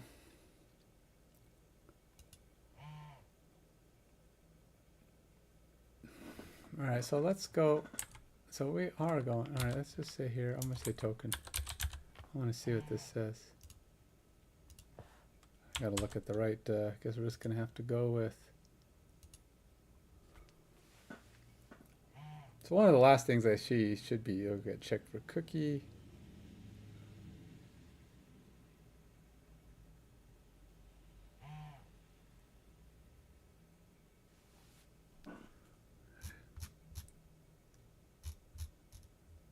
Invalid signature. There is my token there. I do have my token. But it's not breaking it down correctly. I don't know what invalid signature is supposed to mean, but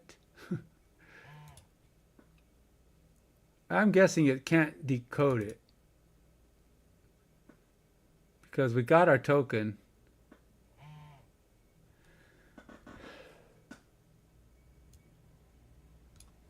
And then it's not succeeding at reading it. And it does have to decode it, because obviously this is a bunch of gobbledygook. Gobbledygook. So I got to figure out how am I reading.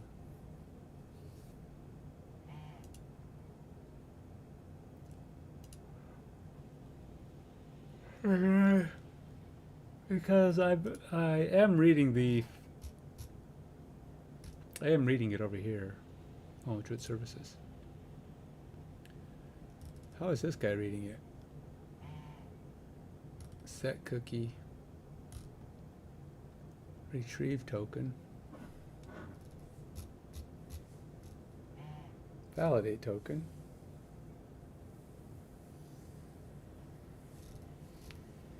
And then we have get auth value. Get auth value is just doing. Maybe I have to just decode it differently, because this one doesn't use the.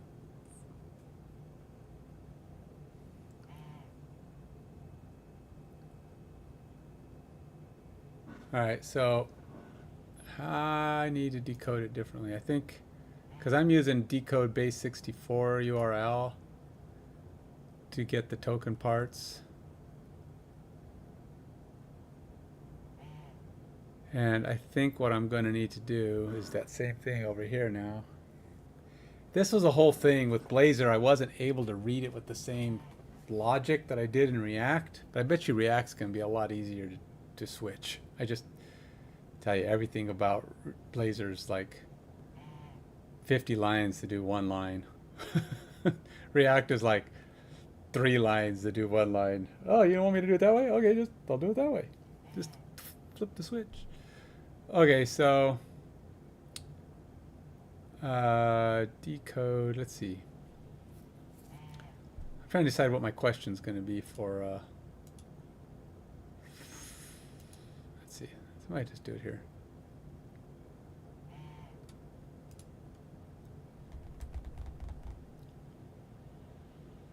Let's go here,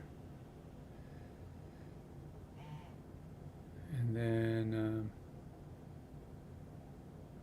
Message Copilot. We'll ask this Copilot. Now this is not Git Copilot, so this is not as good. Let's see. And let's see. Decode. Twit. Bearer token. Using base 64. Coding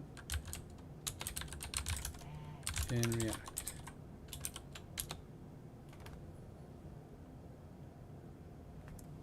So they do decode the payload. The payload second part is base 64 URL. Okay, here we go. Token split base 64 to base 64 URL. Dot replace JSON parse. Here, Druid token here. Split. Okay, so they're doing it in bits. Let's see how that works. So let's say I got the token back like we're supposed to. And then replace this. I'm not doing this. So we're going to say decode token value.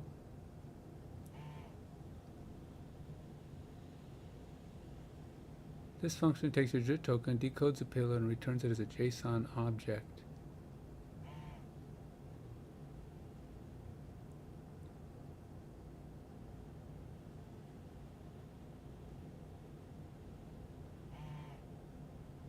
So we say decoded.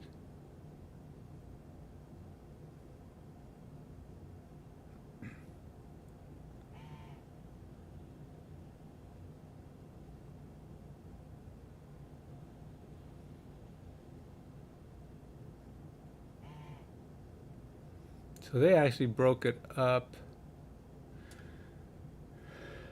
into its parts, which is all I needed was the payload, right? So, but the thing is, I should already have the parts, right? No, this is they're all here still.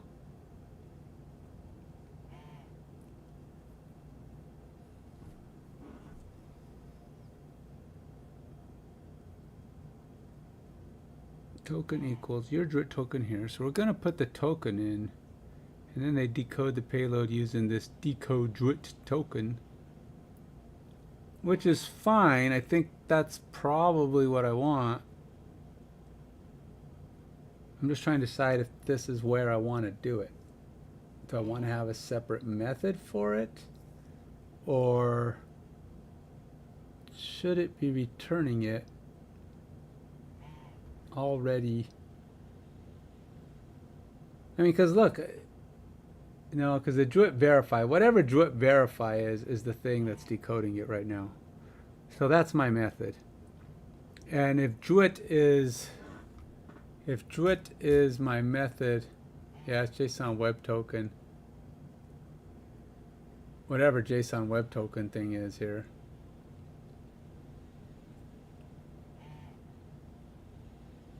That's I wonder if JSON web token can do that.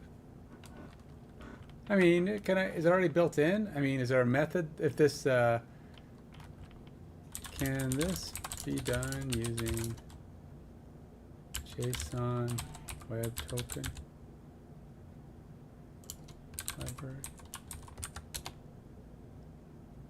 I think those are all libraries, right?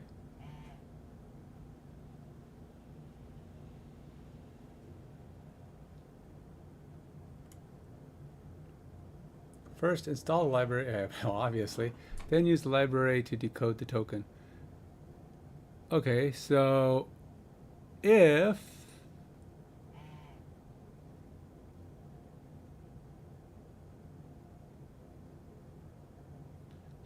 that's the case, this would just be DRIT decode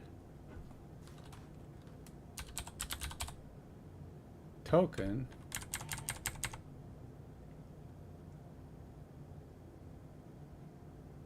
token.value, because I put the whole token here, so it's token.value. And then I don't know what this complete true is, but we're going to go ahead and put that in instead of my this. We'll go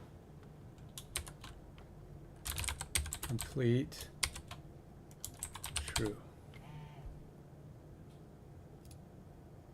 And then that's it. And then we have our decoded value, and then we should be able to go down here and do something with it, hopefully. Because if it's, as long as I haven't changed what's there, which I may very well have, and I'm hoping that's not the case, let's see what happens when I hit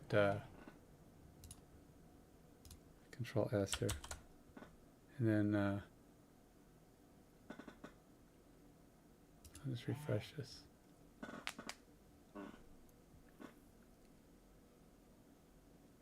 Hopefully we won't get the same error.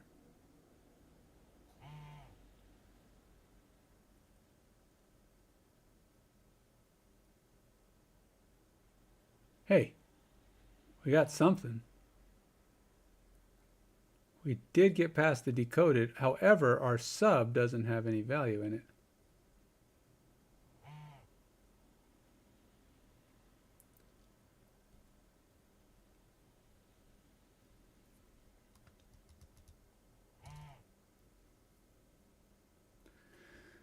So let's go to UseDruid. Let's see what we're loading up here.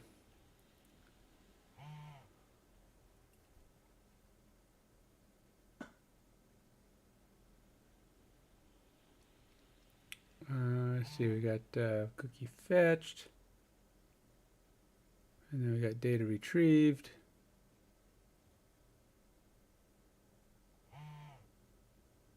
And then we got result here is someone at somedomain.com. Because I put an email, I need to put the email of whoever logged in. But where? I don't know. Can I print data now? Can data show me stuff now? Now that it's decoded? What if I just said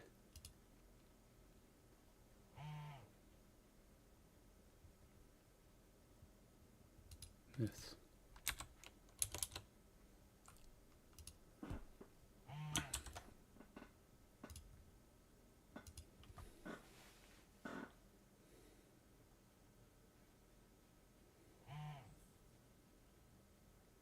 Aha, there it is. Look, there's my information. There's my full payload. Sub email is decoded.sub. Why did it not set that? Or someone at someone, because we're getting the someone at somedomain.com. We're not getting the AM gamer at romerofamily.com. So what is the problem here?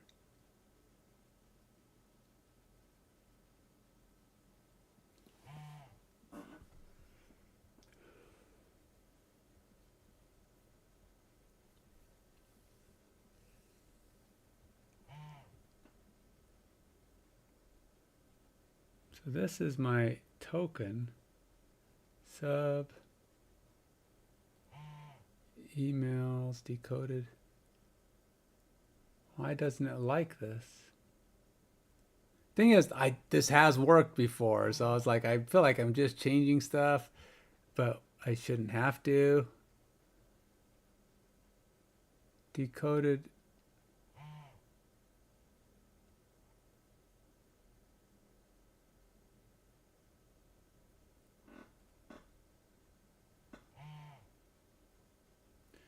So this is the thing that's firing first. And so when we go back over here, this is getting data.email, but I just set data.email because I sent it back as part of the response. Of course, this didn't get set email. Oh, it does say set email value. Set email value and then kaboom. Well, actually set email value and then it works. It returns it. But it's setting back this one. But it's probably not setting back this one. It's setting back the right value probably because I set it to data.email to be this, and one of them is returning the wrong thing. One of them's reading the wrong thing. I'm guessing is its route. Somehow this is failing.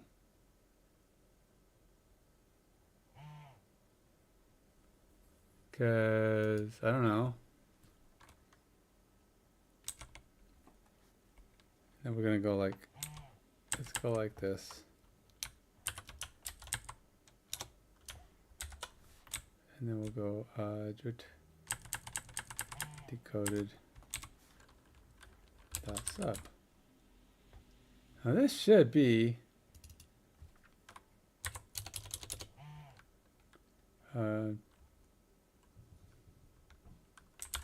Token sub. Someone that some.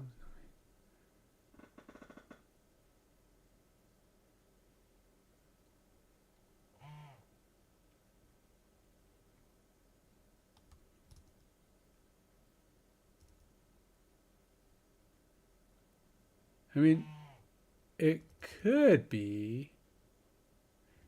See, I have a hard time. Like I said, I'm having a hard time with the whole.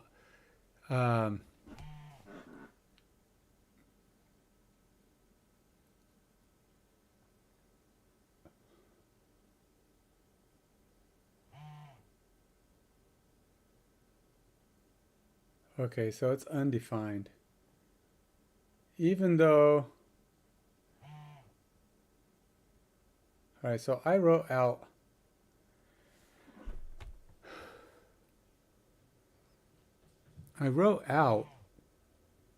Decoded. It says drit token or drit decode. How it decoded. That's all right. I'll fix it later. But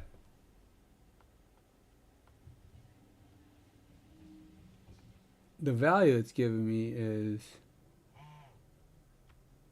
so maybe it's a sub value. So I have to say something like dot payload. Is that a thing? Do I have to say dot payload? Aha, dot payload. And then that would probably do it.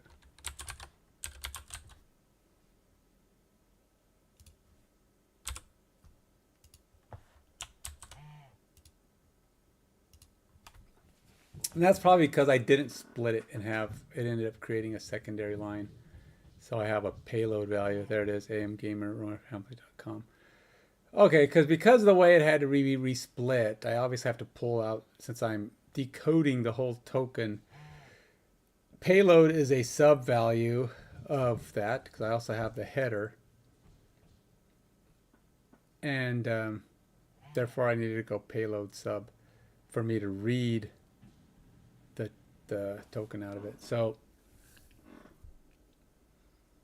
I think we're good now. We've got our AM Gamer. Hello, AM Gamer at romerofamily.com. So we are now logged in.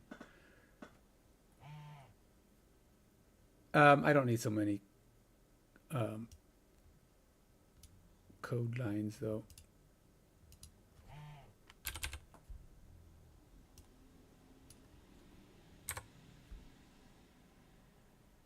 And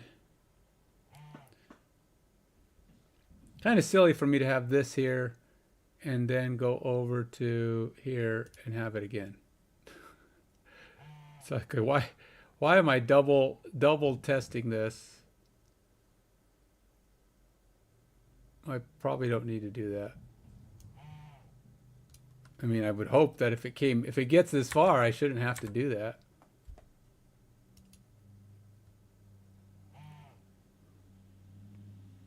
Because obviously I did it in the other spot. So the actual path of control here is we're going through route.js apparently first.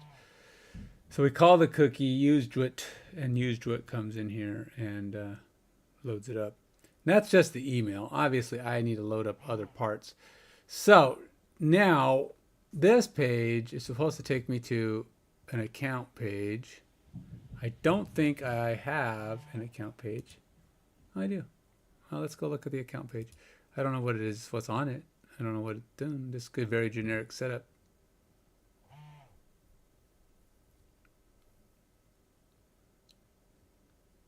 Kablooey! Nothing there. Okay, so that's probably fine. I just need a URL is malformed auth. Please use only absolute URLs.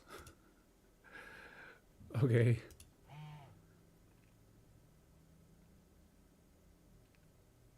So we do have a token.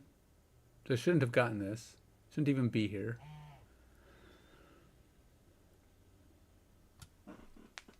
What I would like to do is probably put this in. I thought I had middleware triggered on here. I'd like to have this set up on middleware because, you know, don't need to have my pages handling auth and validation and all that other crap.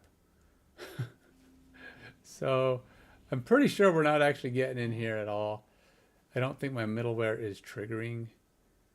I probably have to enable it. There's a pretty, oh wait, oh, we do have middleware. Oh, wait a minute. This is middleware being triggered.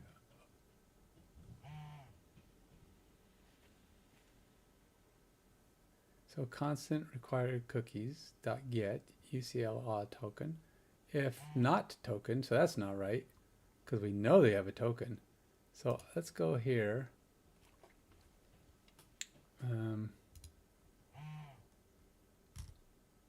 What is this guy doing to get the cookie?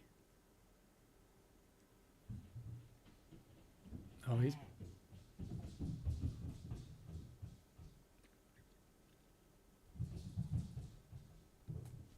authorization, auth header that starts with bear. JSON missing or invalid authorization header. Constant token equals auth header.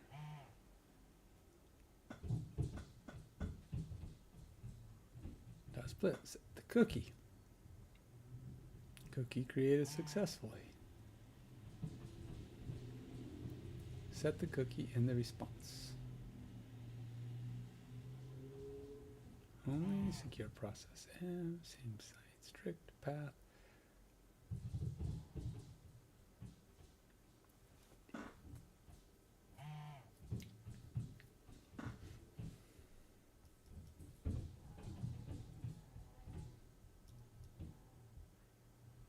Cookies, get the cookie store.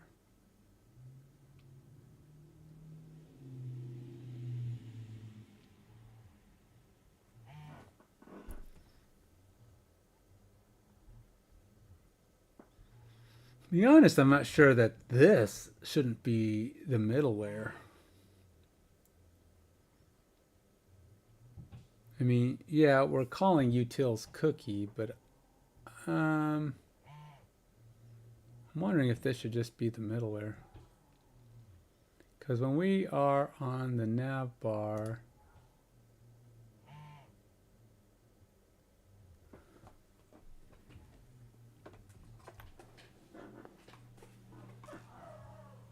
we have used Dwit, we have it doing all this other stuff, but ultimately,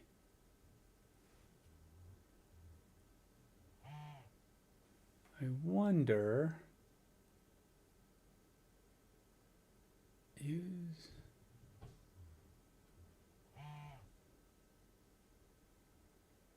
Dwit values changed.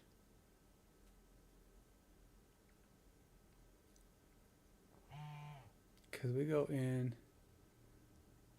use effect, use Dwit. And then Dwit is actually coming in here, and then it does a fetch from utils cookie, and then cookie is just, then it just goes back here and uses this get, which is kind of weird. I have my cookie thing going in, and it calls Dwit token, which goes back and calls get and calls the cookie, which is okay, because I have the I have, like, we're kind of going back and forth on this. I have use Dwit goes back to here. I wish I could step through this. I'd much rather be stepping through my code. Extract the bear token from the authorization header. And this doesn't have console.log, does it? Route.js, auth header check. So I'm not even using this post. If it is, I don't know where it uses it at.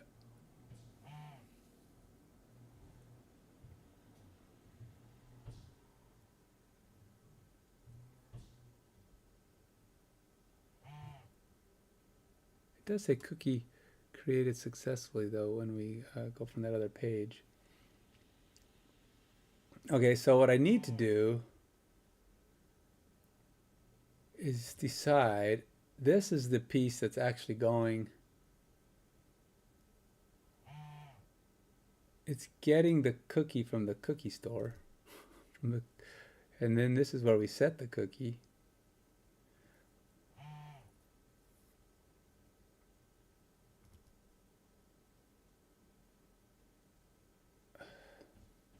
I'm just trying to decide.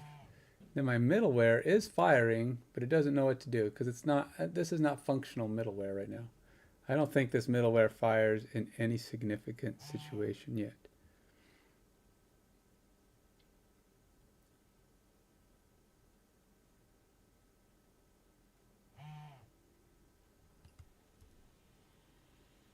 Cookies.get and but this guy is doing a get. I feel like it'd be strange to have my middleware go call this cookie thing.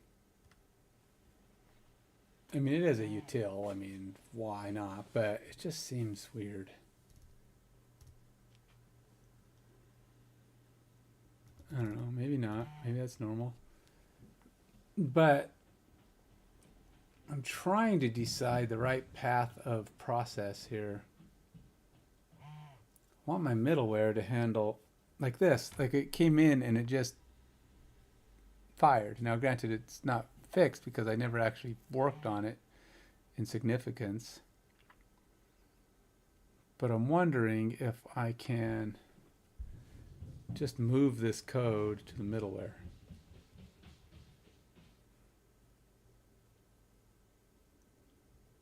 I wonder if also, do I, since the nav bar is its own little thing,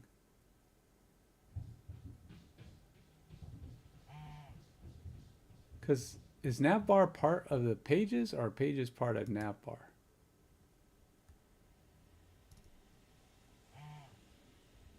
Navbar is a component, so it must be part of the pages. So if I go to account, is navbar in here?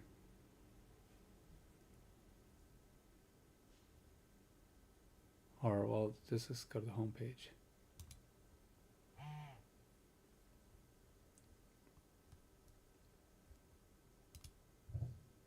Yeah, it's navbar. The layout is navbar, and then the children, whatever the heck the children are. I don't know what the children are.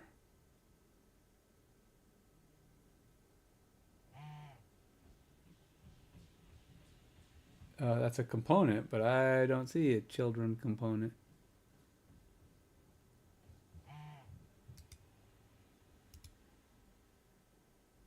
Oh, children's the value passed into the dashboard. Okay. Okay.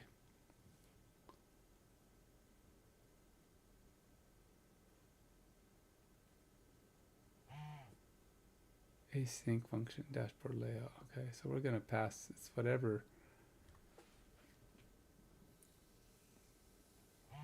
But home is the default, so it's not, it probably doesn't have any children yet. And then this is the homepage welcome.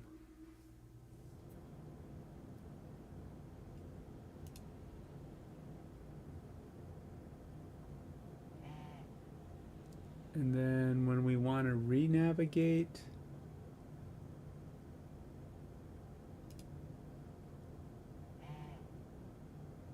oh, because we have navbar at the top, and navbar will call other things like, say, the layout.jsx, which will also be navbar.children, but it's going to have a different children.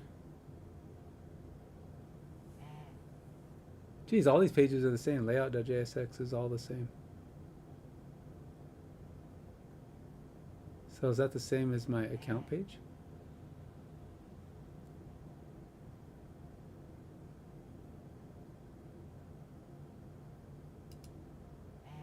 Do I even have an account page? Oh, there it is.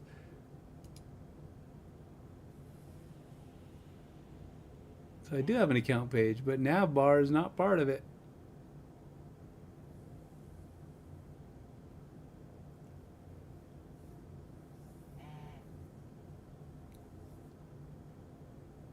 And it sounds like the actual data for the page, like this guy is here, is underneath. This is what's on the page.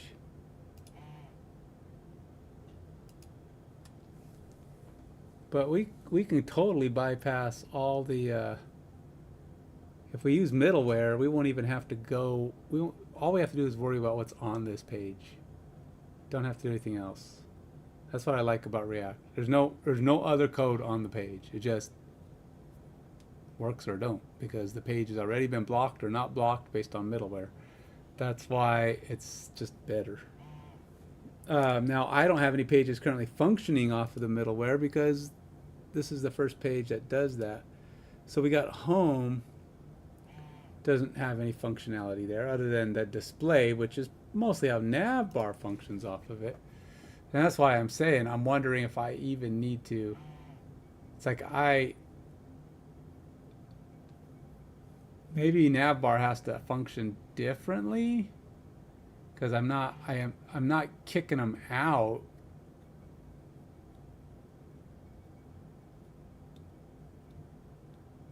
Because it's not logged in, I just displaying something different. And that's kind of the trick, you know, how do I go ahead and do the middleware, but I don't always want to kick them. That way we just limit. Some pages might just be limited view, right? I mean, say you could see everybody on the ladder, but you can't join, click, or do anything if you're not validated on the page. We're not going to kick you out. You can browse the ladder,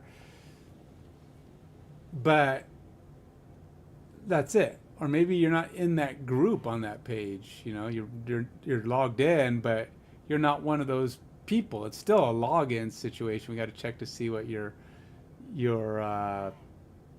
group. You're in 3.0. You can't join a 2.0 list just because you're logged in. So what? You can't join that ladder. Now you can maybe join a higher rank, but we're not going to join a lower rank until the next season. Once you're in on a season, you're there.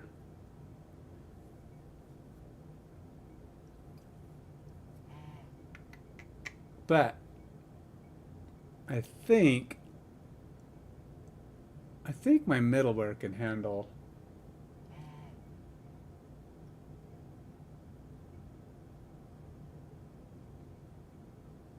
really what it comes down to is how am I getting my cookie.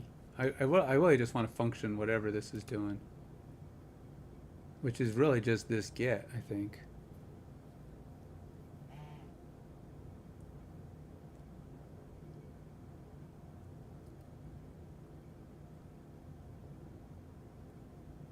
And if I'm wondering,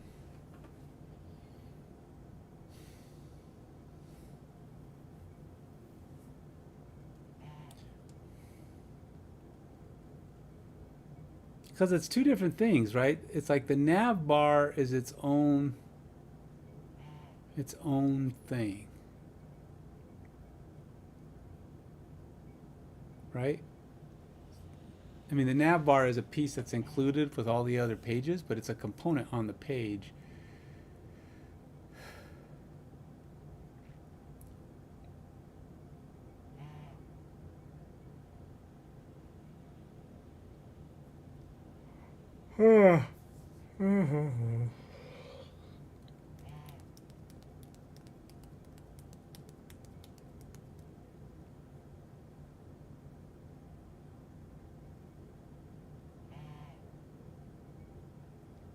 Just trying to iron this out in my head before I start jumping forward on this.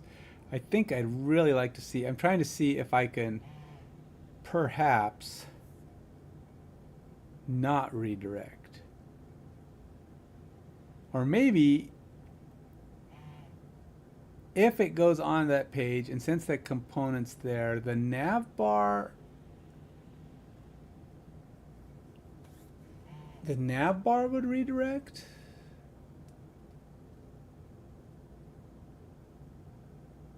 Nav bar would set its value the way it says or expects to say.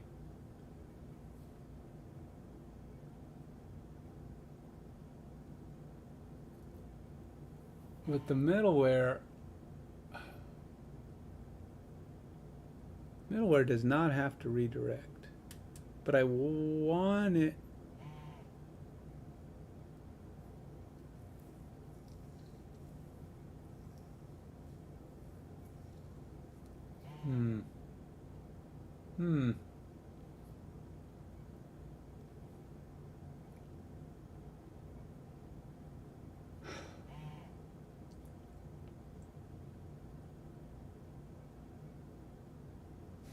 All right, I gotta try something. I gotta ask Copilot something.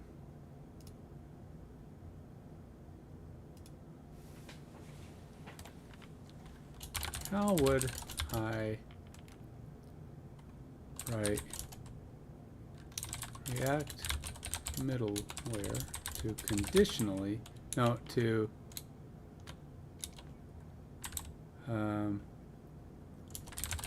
conditionally display some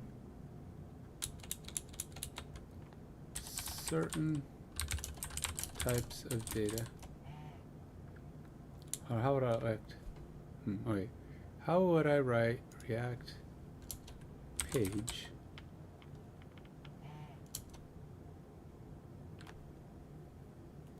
to conditionally display different data depending on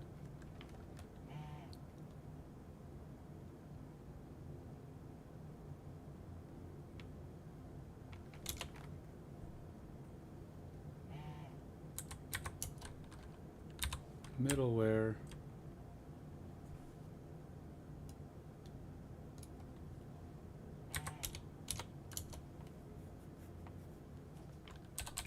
determining if they are logged in.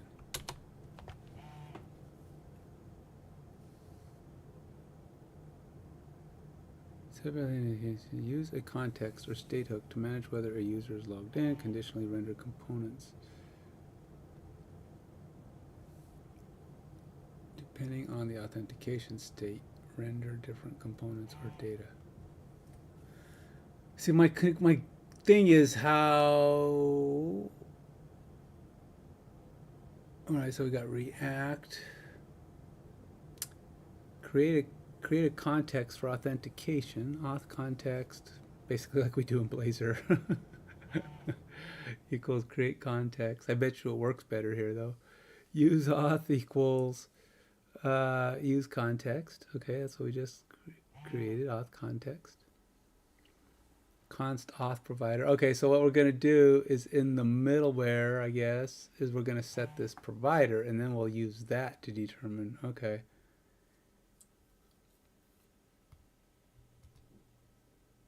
Fake auth check.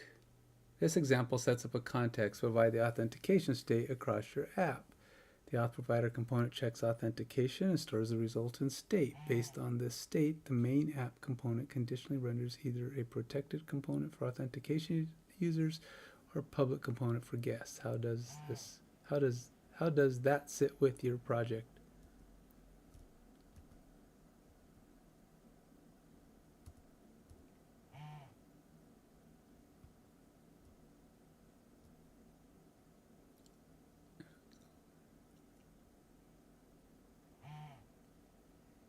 So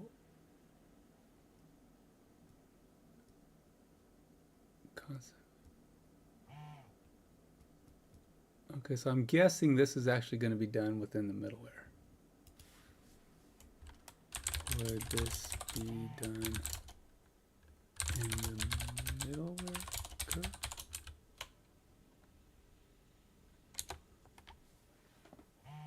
Nope, middleware would handle the authentication check itself, like verifying tokens, but rendering components based on the user state is best managed with React components. Middleware processes requests, responses before they hit your React app. It doesn't have direct control over your component. Well, yeah, I knew that. I mean, I was trying to figure out where you would set the auth object, though. This setup ensures your app stays responsive. Yeah, I know.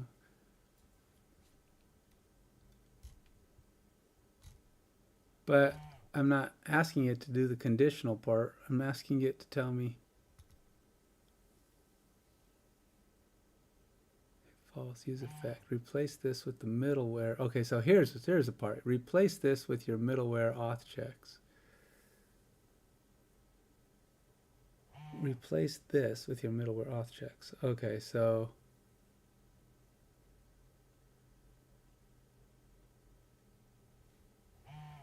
in the account,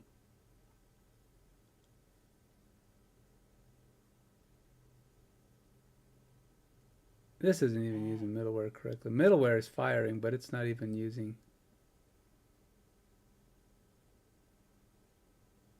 This is not doing. This is not planning for the middleware. This page is totally not doing anything.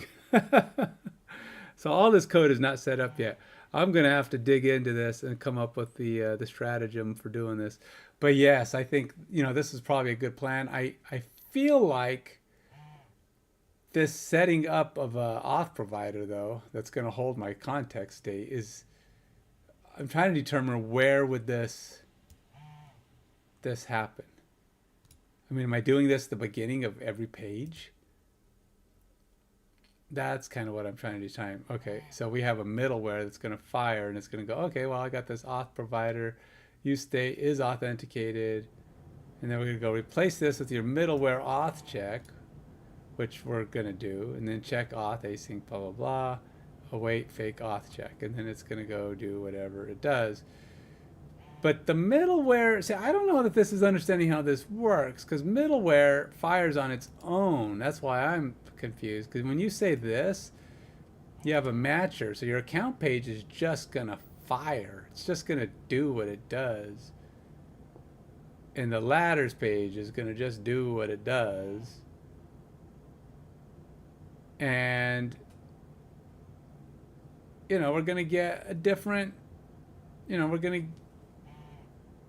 it needs to be able to, I don't want to force them to go to the auth page, right?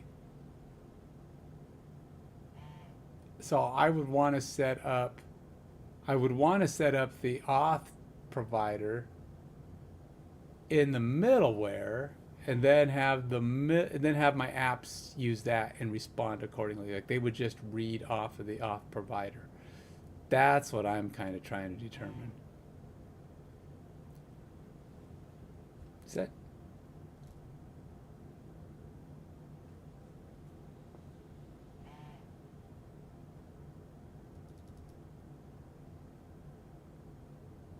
So I think this is misunderstanding the process, because this is going to run for all these pages. It's going to see it. It's going to go. It's going to run it for whatever it's going to happen is going to happen. But I don't want it to necessarily force them to go to the auth page. If I want the page to redirect if in fact it needs to. We get to the page. Nope, can't go here. However they get to the page. So we should be fine in most cases. But the page might do other things. It might show some logged in information. Like maybe the auth page, maybe the account page does in fact kick them straight to auth, because that one does. But the ladders page might only show specific results. But the middleware is only going to fire for the pages that have any kind of validation on them at all. It's just going to go do a quick validate token. It's going to do stuff.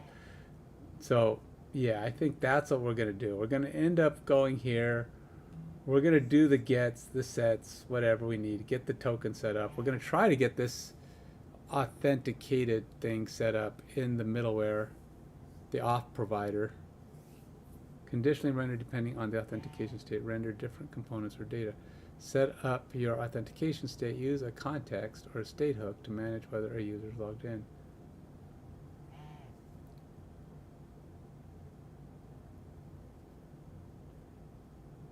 And I'm good with that.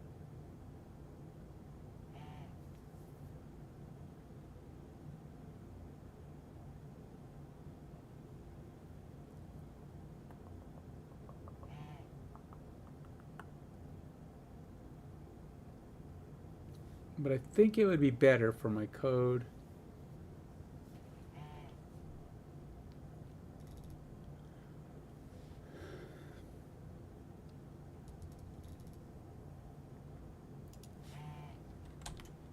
my middleware is using a matcher to run when pages that need to check authentication are accessed.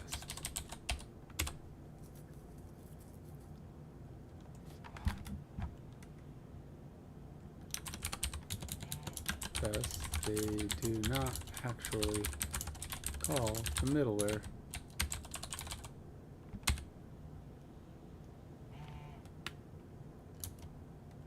That is why I am thinking the auth context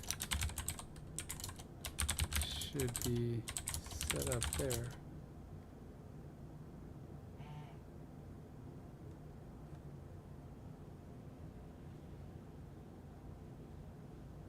If possible.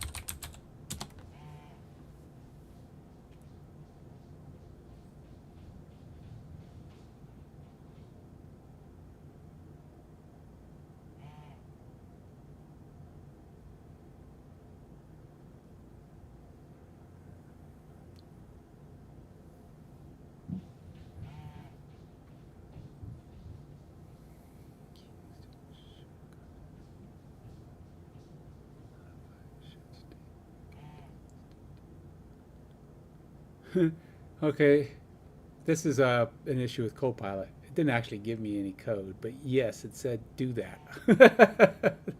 That's what it came down to. It said, yeah, good idea, do that. All right, well, I'm going to take a break. I'm going to stop for a bit. Maybe I'll move on to something else, but I do tend to